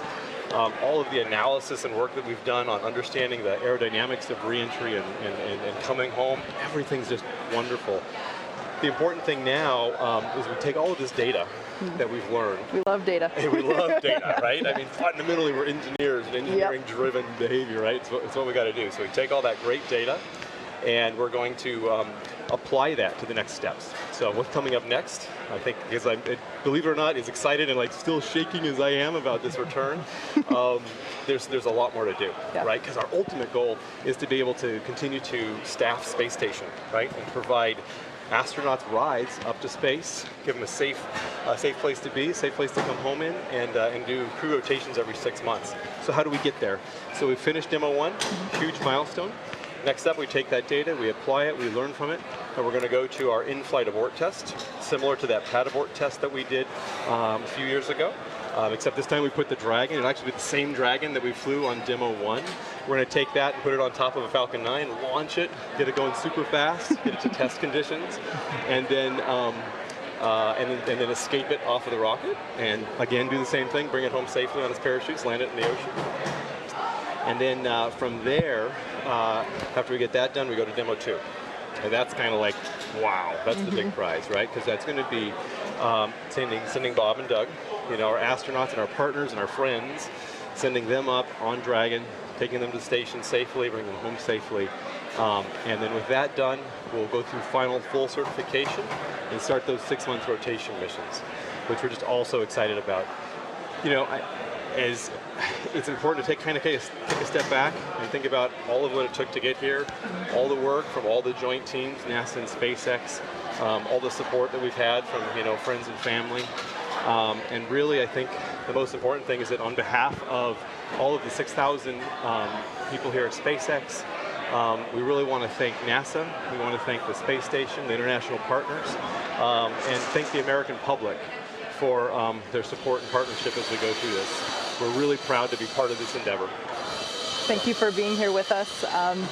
It is early Friday morning here in Hawthorne, so for those of us that work here at SpaceX, we still got a full workday going, and obviously we've already been working on Demo 2 for a while, even though today was the Demo 1 day, so I'm sure that you, like me, will continue our work on Demo 2 for the rest of the day. I'm going into meetings to start talking about the next steps that we've already been working on Demo 2. So. Exactly. Well, thank you so much for being here with us. Congratulations to your team as well on the success of the last week. Really, it's been awesome for us to be able to share the hard work of all SpaceX employees with the public.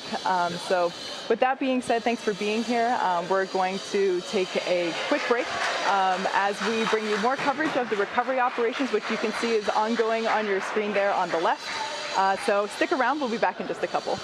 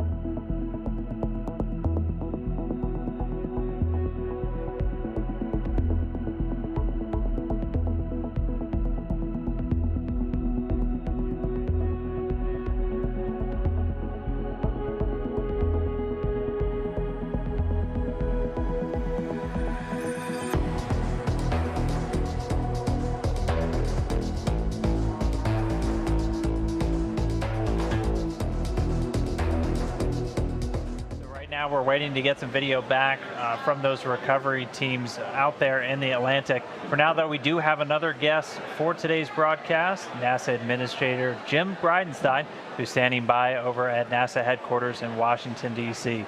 So I'll send it over to you, Mr. Bridenstine. Thoughts about today's mission, what this means for NASA, and what we have to look forward to in the future.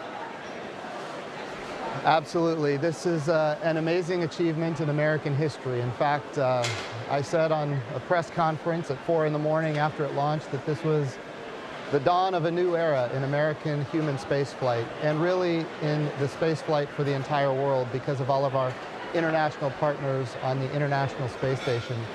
But this achievement spans many administrations, it spans many NASA administrators. I want to start by thanking Mike Griffin, who was the NASA administrator that really got this program going during the George W. Bush administration. And of course, Charlie Bolden was the administrator for 8 years under President Barack Obama. He kept this program strong.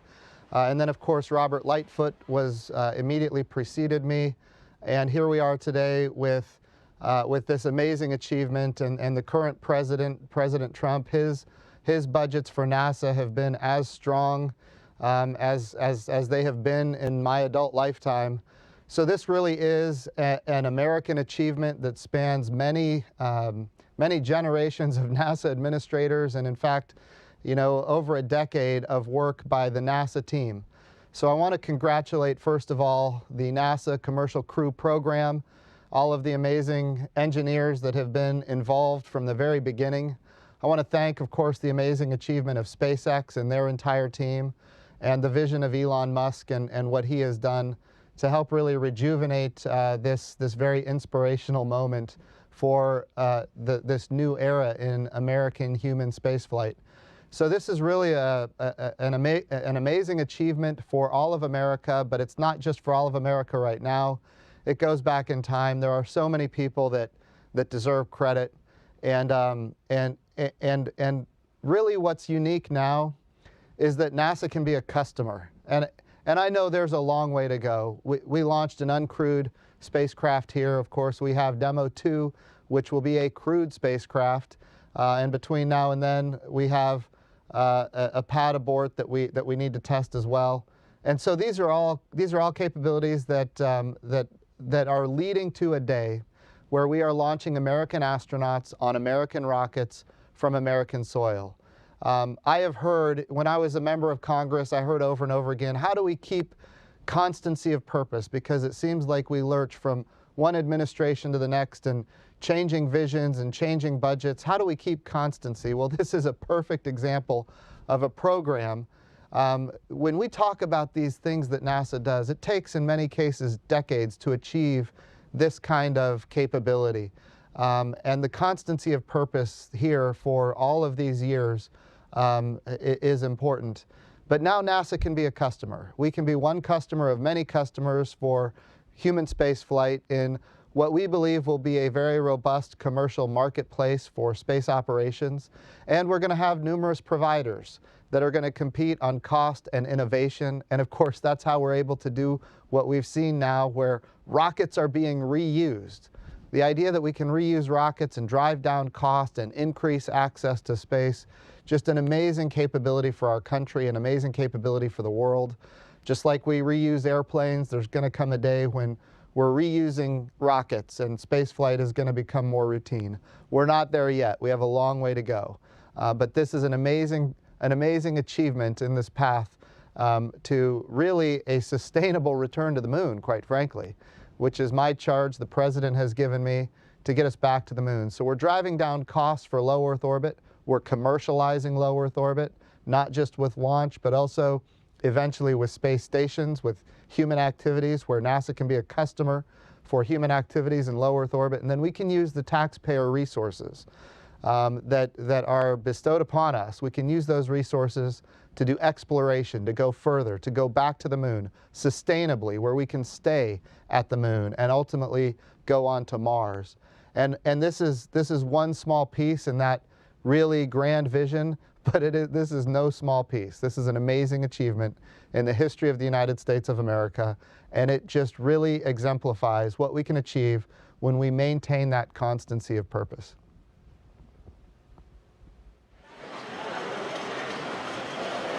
All right.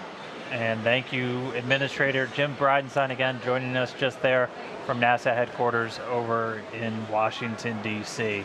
We are still waiting to get some views from all the recovery teams. They are still in that recovery process. Again, we expected it to be between 30 minutes and an hour until they get the Dragon capsule back up on the boat. So before we do get those feeds back, we're going to head out to JSC real quick, the Johnson Space Center in Houston, where we have a few more folks standing by, including Steve Stitch, who is the Deputy Program Manager for NASA's Commercial Crew Program. We also have Mike Hopkins, a NASA astronaut, and one of those astronauts already assigned to a future Dragon mission. And then Mr. Kenny Todd, he's the Operations Integration Manager for the International Space Station. So guys, I'll send it over to you real quick. Offer us your thoughts on how this mission's unfolded and what's ahead in the future. Hey, thank you, Dan. Hey, it's great to be here representing the Commercial Crew Program. Just what an outstanding day to be part of our program. You know, we let our contracts in 2014 for these first missions, and to sit here today and talk about Demo 1 and how great the flight went and what we're going to learn from it, it's just amazing. I'd like to congratulate the SpaceX team. Phenomenal job getting the vehicles ready and executing the flight.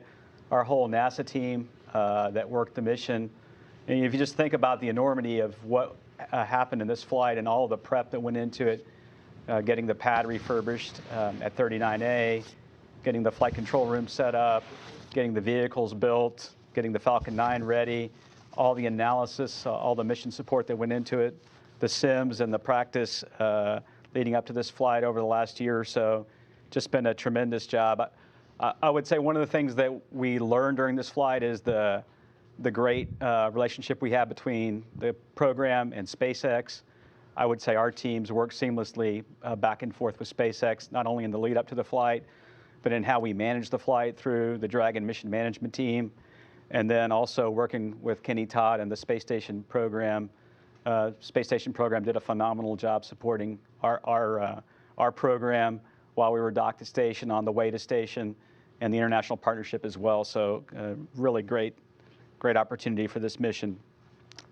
The last 24 hours have been exciting for us. You know, we closed the hatches yesterday around noon, got into the undock today about 1:31 a.m., did a few small separations to get away from station. If you watched that on NASA TV, that was flawless. Did about 3 separations to get down below station, executed the deorbit burn at about 6:52 a.m. Central Time, and then landed it just a few minutes ago at 7:45. The vehicle's doing well. The recovery crews are out. They're on the scene. They've already been around the spacecraft and made sure it was secure for personnel. You might have seen that one of the parachutes happened. It was a very calm day with very low sea states and low winds. One of the chutes kind of landed on the Dragon capsule. They already got that off. So that's going really well. It'll probably take 30 minutes to maybe an hour to get it back on the ship. But then when you kind of look overall at this mission, it was a great dress rehearsal for Demo 2. We learned a phenomenal amount in the pre-launch time frame about how to load the vehicle and thinking forward to how we'll put the crews in the vehicle. You know, the ascent profile for this flight, we practiced the exact profile that Mike Hopkins and others will fly very soon, Doug Hurley and Bob Binkin. We had the abort system, the crew escape system in Dragon actually enabled for this flight, and we were able to see how that worked, and we'll get the data back and look at those triggers and how it performed. You know, on orbit, we got a lot of great data on the vehicle in terms of the thermal performance, power performance. The vehicle really did better than we expected. And then the rendezvous was phenomenal as we came in, checked out those sensors. The link to Space Station worked, the command link, watching the vehicle come in, and then have a real precise docking and seeing how the docking system performed. So that was phenomenal. And then during the attached phase, of course, we had cargo ops, which will do the same thing on both Demo 2 and then the Crew 1 and other missions. And then we did a robotic survey of the vehicle to look at the thermal protection system and other systems, and that went really well. I will say one thing, this mission, you know, it was only 6 days long. It was a sprint from start to finish. And thinking about, you know, where we've been in operations in that sprint, I think Kenny would probably tell you the same thing. It was just a phenomenal job by the team. And then, of course, today, the undocking, watching how those systems performed, that went flawless. It's a very tight sequence between undocking and the deorbit burn, how the nose cone performed, how the deorbit burn was executed, and the entry was phenomenal. We did have Riley on board, a test dummy, and that's going to give us a lot of important data for the accelerations during both the ascent phase and then the entry phase under the parachutes and then landing. So we'll collect that data and look at that. Over the next few weeks, we'll be doing post-flight reviews. In fact, just next week, we'll have one for the launch vehicle and the ground segment at KSC. We'll start reviewing that. And then subsequently, we'll do reviews with SpaceX on the orbit phase of the mission. This flight really sets us up well for the rest of the year. The very vehicle that's in the water in the Atlantic today will be the in-flight abort vehicle. And so one of the first things that will happen is the vehicle will come back to KSC and go over into the processing area and start getting refurb for the in-flight abort test, which should be in the summer timeframe, in the June timeframe. And then Demo 2 vehicles at Hawthorne getting built for the first crewed mission. That's in progress and going well. That work has continued all through the flight. So that'll be a busy year for us for SpaceX with in-flight abort in the June timeframe, and then Demo 2 later in the year with the first crewed mission. I don't think we saw really anything in the mission so far, and we've got to do the data reviews that would preclude us having the crewed mission later this year. And then after that, it's a busy time in our program also. If you look in the April timeframe, we're getting ready for the orbit flight test for Boeing, and that will happen very soon. And so our program will transition after this mission and the data reviews into preparing not only for in-flight abort and Demo 2, but also the orbit flight test, the uncrewed flight test for Boeing. And that'll be coming up in the April timeframe. Spacecraft 3, which is the Boeing vehicle, is coming together at the Commercial Crew Processing Facility down in Florida, and they're in the middle of a bunch of very critical testing right now at an El Segundo to verify that the spacecraft can work successfully in space. And then later on this year, we'll have the crewed flight test for Boeing as well. So if you just look at all the activities in Commercial Crew, it's a super busy time. In addition to this flight, in the last few weeks, we did parachute tests for SpaceX and Boeing. And so if you look at all the activities to get ready for flying our crews, it's just a very exciting time. So again, congratulations to our SpaceX team and all the NASA people across the country that worked so hard for many, many years on this flight. It really sets us up for the rest of the year, and it's a super exciting time to be in Commercial Crew. Now I'll turn it over to Hopper. All right, thanks, Steve. So on behalf of the astronaut office and the crew, I'd like to also extend our congratulations to the SpaceX team, to the Commercial Crew team, to really all of NASA, and to everyone that was involved in this major milestone on returning human launch and landing capabilities back to U.S. soil. I think that's very exciting. But as you can see on the video of the vehicle, work is still ongoing. The recovery procedures process is still ongoing, and I'm personally very anxious to hear how, I think it's Ripley is feeling after they pull her out of the capsule and get her back onto the recovery vehicle. In terms of some major takeaways from a crew perspective, I think one of the things that we're very excited about from this DM1 mission is, for the first time, we've gotten to see an end-to-end test. And so now we've brought together the people, the hardware, and all the processes and procedures, and gotten to see how they all work together. And that's very important on this as we move towards putting people on board the vehicle. And as Steve also said, of course, we're very interested in seeing the data. I suspect there's going to be some lessons learned, some improvements, some changes that we're going to have to make from this. That's all part of the testing process. In terms of what's ahead for the crew, so for all of the crew, including the DM2 crew, Bob and Doug, and Crew 1, myself and Victor Glover, and then the backup crew, Kjell Lindgren, we're all going to be following very closely the in-flight abort test, as well as the procedures, the training to get ready for that DM2 mission. We also have a lot of verification testing, final verification testing that we'll all be involved in, as well as test subjects for that. Specifically for Bob and Doug as DM2, of course, they're going to start focusing even more on that training for the DM2 mission. After this mission, they've got a lot less runway in front of them, so it's going to start moving, I think, think, a lot quicker. For the Crew 1 crew, the team, Victor and I, and even for Chell as the backup, we've got a lot of training, not only for Dragon, but also for ISS. Our mission is to not only get up there and return safely, but is actually to do some work for the ISS program while we're there. And so that means we've got to do all of the training for being able to do the spacewalks and being able to operate the robotic arm and maintain the station and do that critical science that's been going on for, gosh, over 18 years now. Pretty amazing.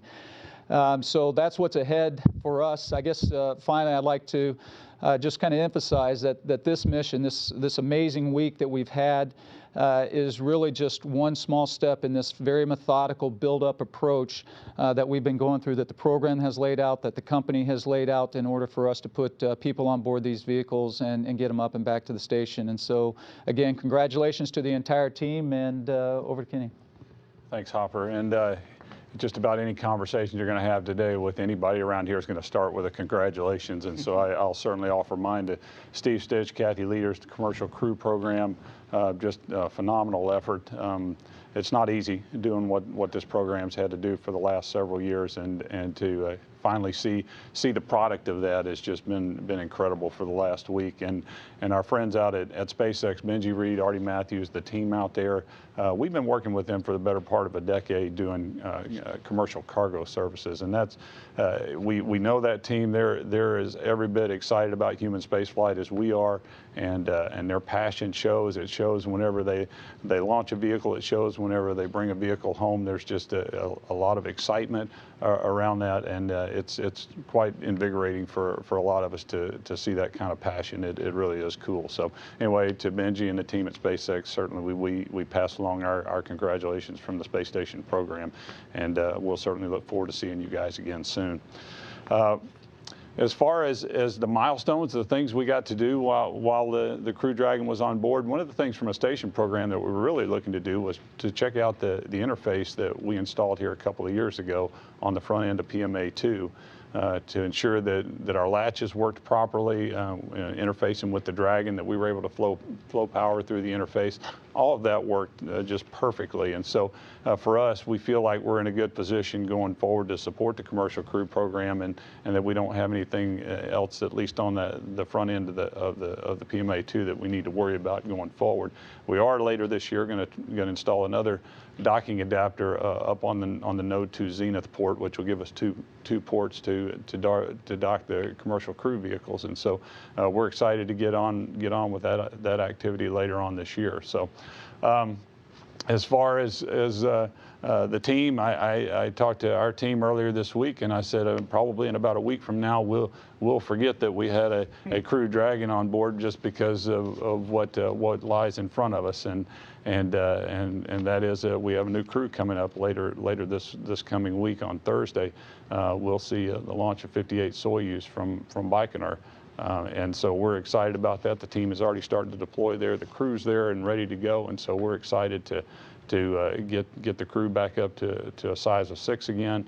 Again, just gives us more flexibility, the opportunity to do more science and work on the backlog that we have on board. So we're excited about that. And one of the first things we're going to be tackling as soon as we get back up to a crew of 6 is a set of EVAs. We can call it a triple EVA because, like it sounds, it's a set of 3 EVAs. We're going to do 3 of them in about 16 days.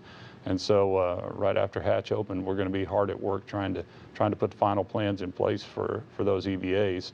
And then shortly after that, we've got a couple of cargo vehicles coming up. In fact, another SpaceX vehicle, and also a Northrop Grumman Cygnus is coming on board as well during the month of April. So there's a lot going on. Again, we're very excited about what's happened this week, and next week we'll go tackle some of the stuff that's coming forward. But at least today and for this weekend, we want to celebrate this accomplishment with the Commercial Crew Program and the folks from SpaceX, and bask in the glow of that along with them and enjoy it.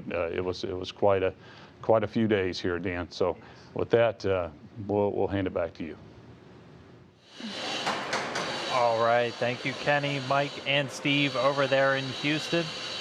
Thanks for those words. And now we're going to get back to the action. We're getting some views back of that recovery of the Dragon spacecraft. The teams are in place, and now we're just waiting for it to make its way onto the recovery ship. Exactly. So now that Dragon has splashed down in the Atlantic Ocean, the recovery team is going to go through a number of steps as we recover the Dragon spacecraft and lift it onto the recovery ship. Now, in case if you're joining us, well, just real quick, you can see on your screen there a live shot of Dragon recovery, the capsule bobbing in the sea there with the Dragon team working on those recovery operations. In case you are just joining us, the mission has gone very smoothly so far today. Dragon successfully splashed down in the Atlantic Ocean just several minutes ago. At 5:45 a.m. Pacific. 5:45 a.m. So, gosh, I can't believe how late in the morning it is already. Time flies.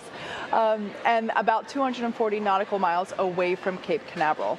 Approximately 6 hours prior to splashdown, Dragon autonomously undocked from the International Space Station, completed a series of departure burns, jettisoned its trunk section, and performed its final burn, the deorbit burn, and placed itself on a trajectory toward the Atlantic Ocean.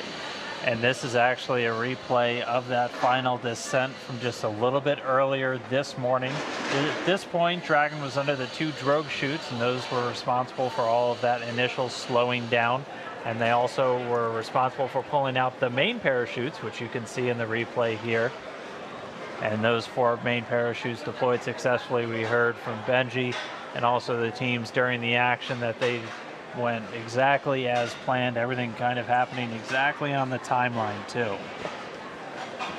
But that all came after Dragon successfully re-entered the Earth's atmosphere, and those parachutes were deployed. And now, though, we're on to the final part of Dragon's journey, as it's pretty soon going to get lifted out of the water and placed onto the recovery boat. So again, this is a replay of the re-entry and splashdown that we witnessed live several minutes ago. Gorgeous shot of those lovely full parachutes as they are slowing the Dragon capsule down to the Atlantic Ocean. Yeah, it's already been 45 minutes since that happened. Wow. It feels like it was just 5. about 5 minutes ago. But yeah, that splashdown was 5:45 a.m. Pacific, 8:45 a.m. So a little bit later in the morning over there on the East Coast when Dragon splashed down again. Yeah, about 200 or so nautical miles out from Port Canaveral. If you've been following along with our mission this week, you already know that we don't have actual humans on board, just Ripley, our anthropomorphic test device. She has lots of sensors placed around the body, I guess you would say. Inside the suit, there's a microphone inside as well. Yeah, so this will give us lots of really cool data about the G-forces and what the test device experienced during launch and docking and re-entry. However, as with all steps so far in our Demo 1 mission, our teams will be covering the full steps in the recovery process as if it were an actual crewed mission in order to prepare for our first time with NASA astronauts on board. You saw earlier that the recovery fast boats went very quickly to the splashdown point. Ghost Searcher, the main recovery vessel, followed along quickly, which you can see in your screen right now. Wow, it's a picture perfect day, so it's pretty great. So we're going to be watching as the recovery vessel gets closer to the Dragon capsule, and we'll be able to see it get lifted out of the ocean. That's a beautiful shot there. So our recovery crew has been already performed the safety checks that they do after splashdown. The vehicle itself safed itself as well as soon as it detected that it was in the water, and the team made sure it was safe to approach the Dragon spacecraft. And then upon that immediate detection of landing, Dragon automatically released all of those main parachutes, and that just prevents the wind from catching them and potentially pulling or dragging the spacecraft across the water. And those parachutes also get recovered. Another one of the fast approach boats was tasked with that immediately after splashdown. Following that successful parachute cutaway, Dragon automatically saves any of the pyrotechnics still present on the vehicle, and it can also automatically perform a couple of additional minor system configurations. The astronauts, if they were on board, would remain seated, so Ripley obviously hasn't gotten up right now on the boat, but she has not unbuckled her seatbelt yet. She has not unbuckled her seatbelt yet. The astronauts, if they were on board, would remain seated, and they stay in their suits at this point. But the Dragon spacecraft has air conditioning on board, and that helps keep the temperatures in check inside the spacecraft. And the communication system on board also remains powered, so the crew still has their two-way communication as they are just kind of sitting there in the capsule waiting for the teams to move in and pull them up on the boat. If I were an astronaut inside the capsule right now, I would imagine this point to be kind of like when you're going through a car wash. You know, you're safe, you can talk, you're comfortable in your enclosed environment, but you can't open the door just yet. There's a lot of water. Yeah. Now, it took a little bit over 10 minutes for the recovery to complete their safety checks, and they completed their preparation activities. And right now, as we can see, they are making progress toward being able to lift Dragon up and onto the recovery vessel. As part of the preparation for this lift, we saw earlier that a member of the recovery team actually climbed on top of the capsule, and that was in order to attach the Dragon's hoist rings and connect the lifting line. So a lot of physical requirements for that particular role. I probably would not be able to do it. I'd fall right off most likely. But it's really cool to be able to see our recovery team who has been practicing live in action here with these beautiful shots from the Atlantic Ocean.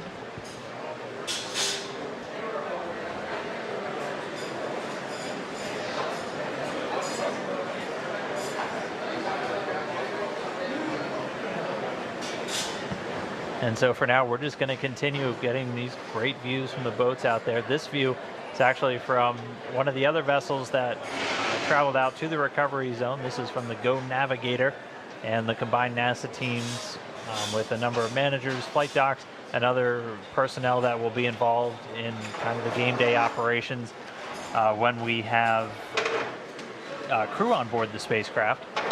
They're on the Go Navigator.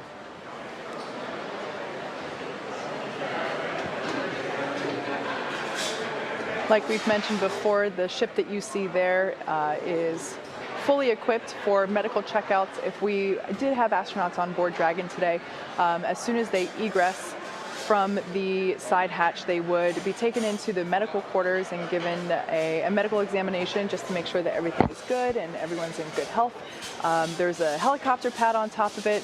Additionally, due to unpredictable sea conditions, whenever we splash down, it might take the crew a couple days to get out and back from the splashdown point, and so the ship is also capable of housing the recovery crew for a couple of weeks, realistically, if absolutely necessary.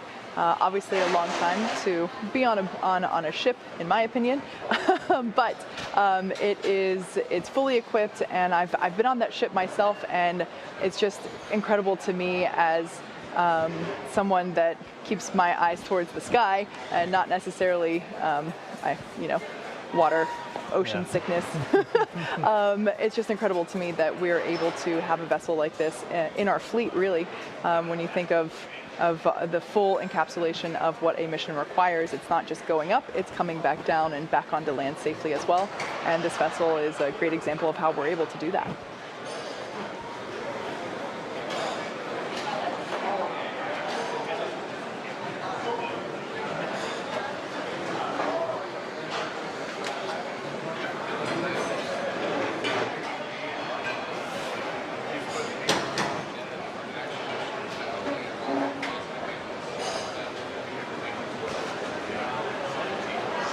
And as mentioned just a little while ago, so this is actually a view from the Go Navigator. That's one of the two ships that have traveled out to the splashdown zone.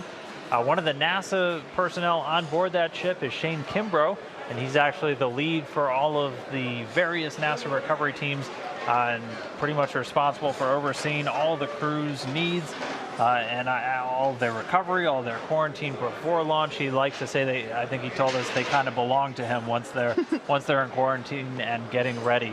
So he's actually joining us now via a satellite phone from that ship. Shane, thanks for calling in real quick. How's everything looking out there with Dragon Recovery? Hey, Dan, great to talk to you from the Go Navigator. Everything's going really well. It was just beautiful seeing it come in on the drogues and then the main parachutes and then obviously the splashdown. You guys are probably seeing video now. The Go Searcher is getting pretty close to getting the capsule and getting it on deck. And so, Shane, what was the trip out there like? I know we're kind of at a landing zone a little bit further away than when we have crew actually on board, but how's everything look so far? Everything's been great. The crew's taken great care of us. It was about a 30-hour journey to get out here to the splashdown zone, but we woke up this morning knowing we were only a couple hours away from all the action happening, so that was really cool, and now it's great to be involved in the recovery of Demo 1. That's awesome to hear. It was one thing for us to be able to watch it from Mission Control. What was it like watching Dragon splash down with your own eyes, Shane?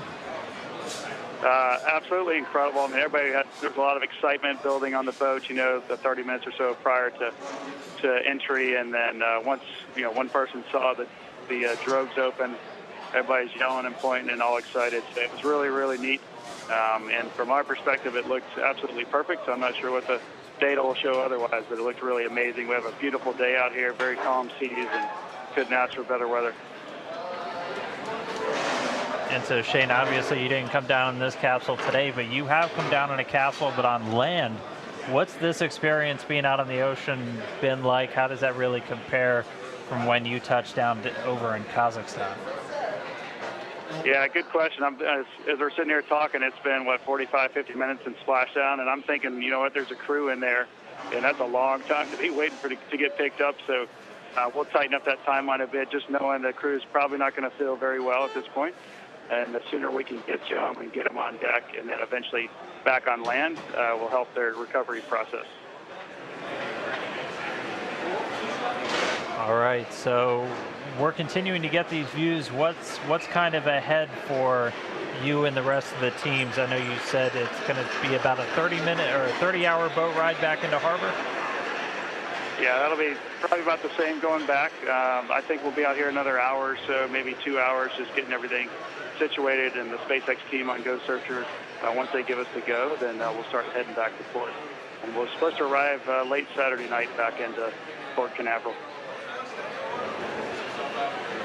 All right, well, Shane, we'll let you get back to watching all the operations. I know you got a job to do other than talking to us, but I do really appreciate you calling in from all the way out there in Atlantic. It was a great splashdown, and we'll see you when you're back in Houston. Sounds great. Thank you, guys, and enjoy the rest of the scenes out here as you're getting them from the Go Navigator. Take care. All right. And that was NASA astronaut Shane Kimbrough. He's out with the NASA teams who are on a boat watching as the Go Searcher gets a little bit closer. Looks like pretty soon they're going to start reeling that Dragon in, and we're going to get to see it go up onto the Dragon nest.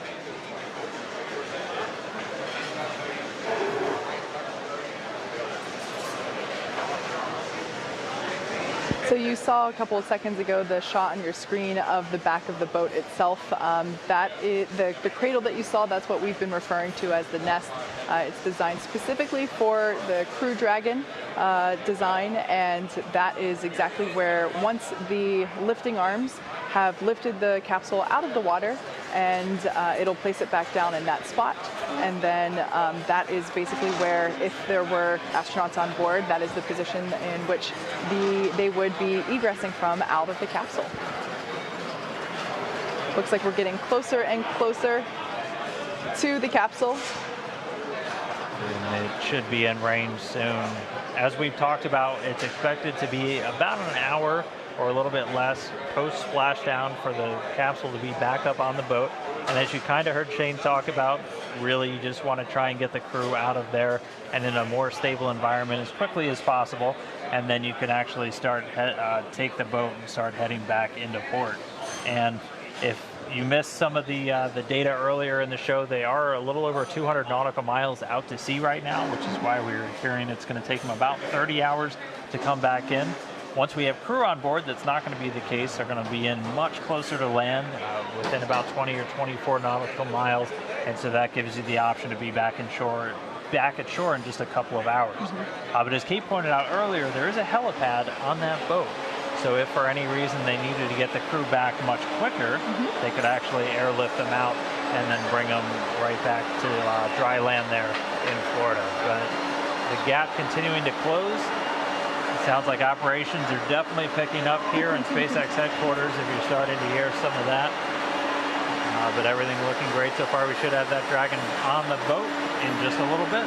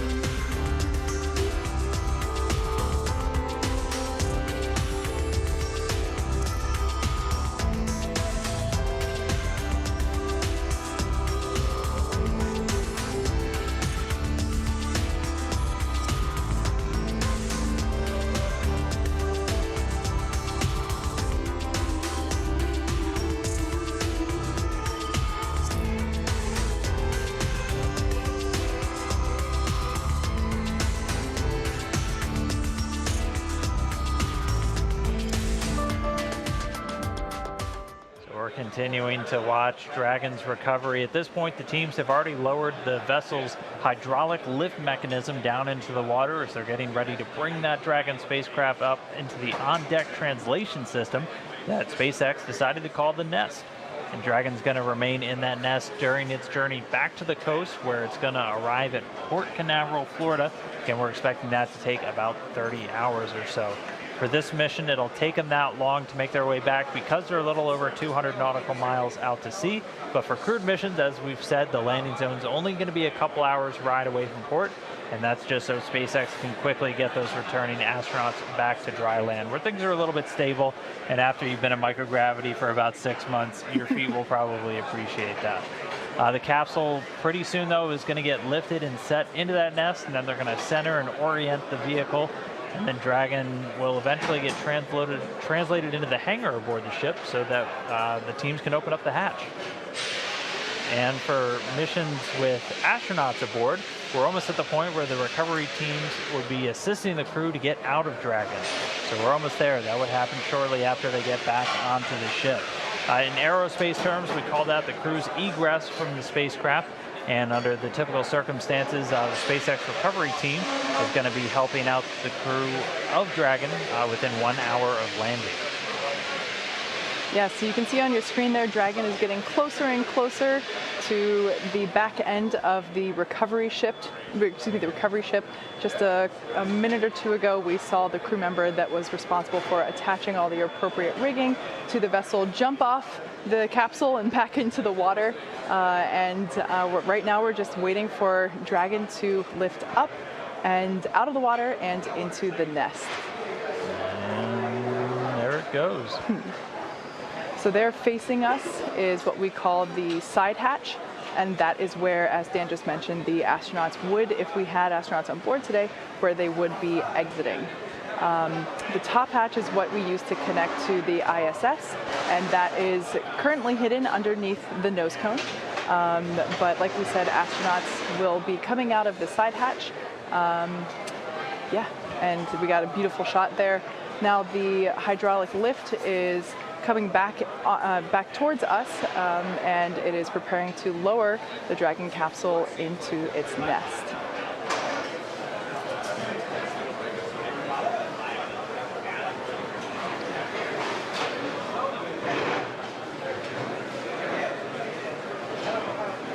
Like we said, we are treating this demonstration mission with the recovery operations as if there were actual astronauts on board. And of course, before we would be able to open the hatch, we would have to make sure that the spacecraft cabin pressure is equalized with the outside environment before doing so. So once Dragon is seated, and you can hear some cheers behind me as the remaining folks that we have here on the SpaceX team outside of Mission Control are cheering with the placement of Dragon into the nest there, as you can see.